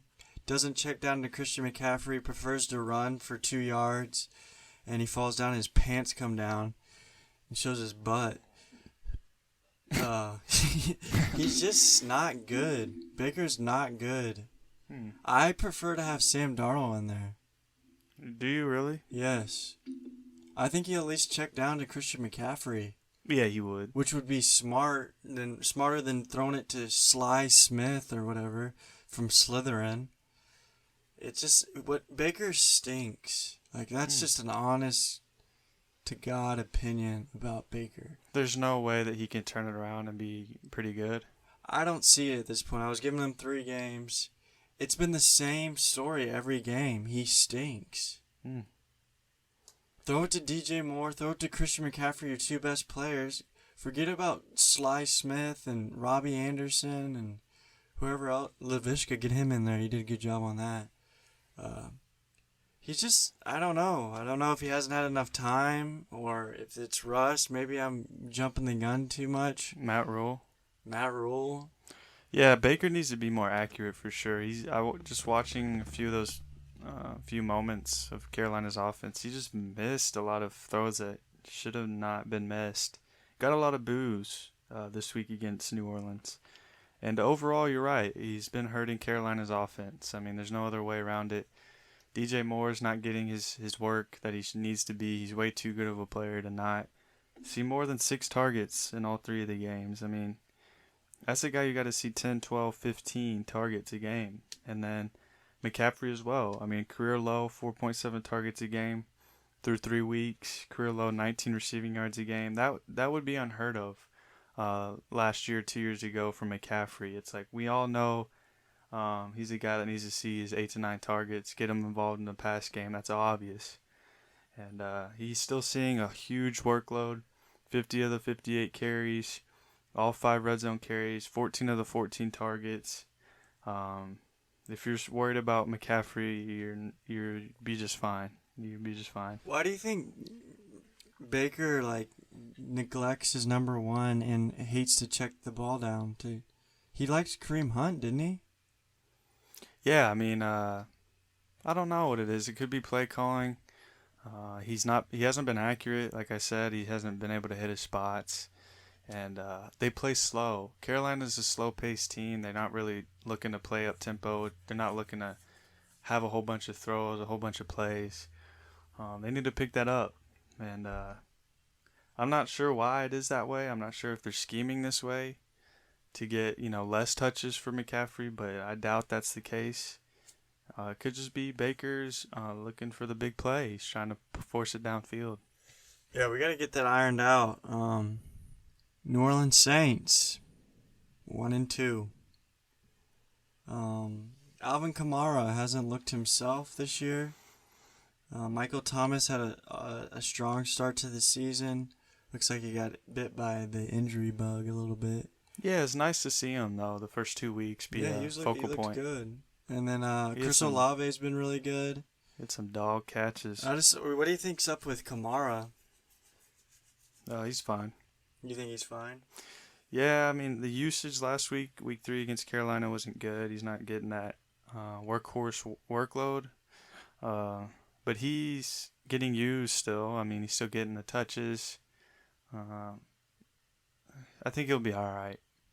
I think he will too. I don't think he's like the mid-first that we did 2 years ago. I think he's more of like a second round. I don't know, man. We'll see. I think he'll be all right. All right, to the Atlanta Falcons, 1-2. Oh, Chris Olave is a top 20 receiver. Oh. Yeah, he's my biggest buy receiver. You had to go get Chris Olave. He's looked very good. He has over 500 air yards, which is disturbed. Over 500 air yards. The next closest is 350 in the whole NFL. He had over 140 yards receiving last week. If Michael Thomas and Landry were to miss weeks, Chris Olave is going to be top 10 receiver, guaranteed. Atlanta Falcons, a little frisky team, man. Cordarrelle's been fantastic. I think he had 150 yards rushing and a touchdown on not that many carries. He's over 6 yards a carry. Kyle Pitts struggled a little bit, but I wouldn't be hitting the panic meter. He came back a little bit with 4 catches, 80-something yards. Drake London has been a focal point of that offense. What do you got on the Falcons? Yeah, Kyle Pitts was 3 yards away from having a huge week last week. Mariota kind of airmailed a deep pass down the seam. Man, it would have been a huge 60-yard touchdown, but just a little bit overthrown. So one play away from Kyle Pitts breaking out like crazy, and you guys are starting to whimper in your closet, probably naked. Yes. I support it, but that's something you keep to yourself. Cordero Patterson's good at football. I mean, dude, we should have all expected it coming into this year that he was going to be similar to what we saw last year. And it was nice to see Tyler Algier get some work. He didn't do too much, but I think it was 10 carries, 46 yards when I looked. A rookie guy to BYU. And then Drake London, man, as advertised. He's a big play guy. Looks like he's going to be a reliable red zone target. And they've been able to put up some points, Atlanta, and stay in some games. And they've looked pretty good, man. All right, that was the NFC South. Atlanta Falcons 1-2, New Orleans Saints 1-2, Carolina Panthers 1-2, Tampa Bay Buccaneers 2-1. Where we got remaining? NFC West. The Wild Lonesome West. You say. The Los Angeles Rams, Mm-hmm. defending Super Bowl champions, don't look very sharp. They don't? Not to me. What do you not like about them? I mean, one of these days, people are gonna figure out what they're doing. Throw the ball to Cooper Kupp. It's easier said than done. It's very hard. I guess they're. I don't know. I don't think they're as strong defensively. Allen Robinson, shadows. Where is he? He had a good week, too. Where did he go? 5 catches and a touchdown.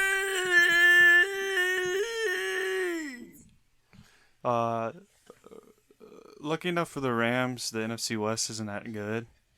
I mean, the Cardinals aren't that good. Seattle, 49ers. Because the Rams haven't been very good so far this year either. They've given up more points than they've scored. Haven't looked too good. Stafford's elbow, been a concern. Cam Akers hasn't been great. Allen Robinson, their defense hasn't lived up to it. A little bit concerned about the Rams. They play like a really good high-powered team. It's going to be hard for them to keep up with it. Yeah, they need more balance. You need to figure out the running back situation. They got to figure out Allen Robinson. Maybe Van Jefferson. He'll be out for a while. I think so. They put him on the IR. Tyler Higbee has been a huge factor to target hog over yonder. Yeah. I like him in fantasy. Staying away from the backfield. Allen Robinson, what do you do? Hold or sink? Hold. Start? Hold. Nah, you just hold him for right now. He hadn't been very good. He hasn't really looked very good either, but it's a good offense. He's number 2. I'd hold for sure. San Francisco 49ers. They got Jimmy GQ Unfortunately, yeah. at the helm. You said yesterday they look better with him. They do. Deebo Samuel Yep. is still doing Deebo things. Brandon Ayuk, George Kittle's back. They look like they kind of struggle. They struggle on offense. Their defense seems to be pretty stout, but losing that game to the Broncos 11-10 was not a pretty sight. I don't know if it's more issues with the 49ers offense or the Broncos got that stellar defense. Yeah, I think their offensive line isn't very good. They've got way too many. They lost Trent Williams. So even worse. Their interior O-line has like 11 career starts combined. Really, and Jimmy G isn't very good, honestly. Like, yeah, sometimes the Niners offense looks like it's, moving well, but he's not a very good quarterback. And like I think that ultimately hurts them down the line, or if they were to get down. I mean, dude, I don't know. I think Debo's fine for fantasy. I think Kittle is a good buy when he's healthy. I think he's a good player. What about Jeff Wilson? I don't care for him. I don't think he's very good. I saw Mason got a carry. He did? He do anything? 9 yards. Oh, yeah. He's the one. He's always been the one. Honestly, I'm serious. He's really good. He's nice. He's a big boy. But their defense is nice. I like Fred Warner and some guys, man. Emmanuel Mosley looks good. But, yeah, I mean, I don't know. We'll see. Arizona Cardinals. Horrid. Bad. Terrible. Everything about them. Kyler Murray doesn't care. He doesn't care about football or winning. He's too busy playing Minecraft. Yeah, I don't know. James Conner Stinks. Yeah, he stinks. Marquise Brown has been a bright spot. Greg Dortch. Yeah, Zach shut up, Greg Ertz. But they're always losing, and they're always playing from behind and always playing catch-up. Like, they never start a game good because Cliff Kingsbury is dumb. Dude, they've given up 87 points. They stink. They're just going to play from behind every game. Is that because their defense is just horrid? Yeah, I mean, yeah, right? Do you think DeAndre Hopkins changes anything? Yeah. Yeah. A lot? Yeah. Not like a lot in terms of like now they're like going to win the West, but I think it changes their team for sure. I mean, he's a superstar receiver. Like, I think he'll make a big impact. He's like their number one, you know? Kyler's go-to, reliable. I mean, he's a freak, really. Yeah. But still, the way, like, Kyler carries himself, the mannerisms, he just doesn't seem to care if they win or lose. Are you glad he got punched in the face? Yeah, I wouldn't mind it. Doing it myself. Seattle Seahawks. Just because you got paid $300 million doesn't mean your poo don't stink, man. I could hit you in the head, too. Seattle Seahawks. They wrote me off. I ain't right back. Oh, man.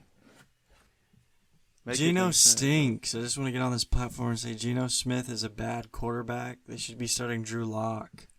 Rashard Penny's a good running back. DK Metcalf is a pretty good wide receiver. I don't even know what's Tyler Lockett doing these days. Catching 5-yard stuff. They got him in the wrong role. Nah, he's been really good, actually. 9 catches, 76 yards. 9 catches, 107 yards. 3 catches, 28. So he's been pretty good. They use him a lot. Yeah, the NFC West kind of stinks right now. Yeah, that's fair. And it's usually strong. Yeah. But, I mean, losing Russell and... do you have anything else you want to say on Seattle? No, they have to run the ball more. Stop throwing it 40-plus times with Geno. You're going to lose. Yeah, I mean, that's a recipe for disaster. You have Kenneth Walker and Penny and DJ Homer. Like, just run it, dude. What do you think? You think Geno's going to come out here and win you a game? That ain't going to happen. Luke Rodham. Dude, there's so many bad coaches and bad decision-making in the NFL. It makes me irk. Horrid. It's a hard job. These guys don't know nothing about anything. Yeah, they do, man. The NFC West standings as it slays right now. Seattle Seahawks 1-2, Arizona Cardinals 1-2, San Francisco 49ers 1-2, Los Angeles Rams 2-1. Wow, man. I just want to let you guys know that we're going to be doing our bi-weekly schedule again. We're not going to leave you guys like that again. For the time being, we're going to be on that football talk. We're going to talk about, fantasy before the games, maybe pick some games, and then talk about, the previous week's games, news and notes. We're back. We just took a little siesta, but we're back, and we're ready to rock and roll. Right, Luke? I believe it, man. It's lewd. Ain't promising nothing, man, but I'm going to do that dog challenge, and I won't be back. Hey, look, it's Ludi. I'll be Ludi for a few years. For a few years. Thank you guys for listening to another episode of Forget What You Heard. Great being back. We loved you guys. Miss you guys. You guys have a great week. We love you. Thanks for the support. Peace, love, and happiness. Paper bag bandit would done it. DJ Shark.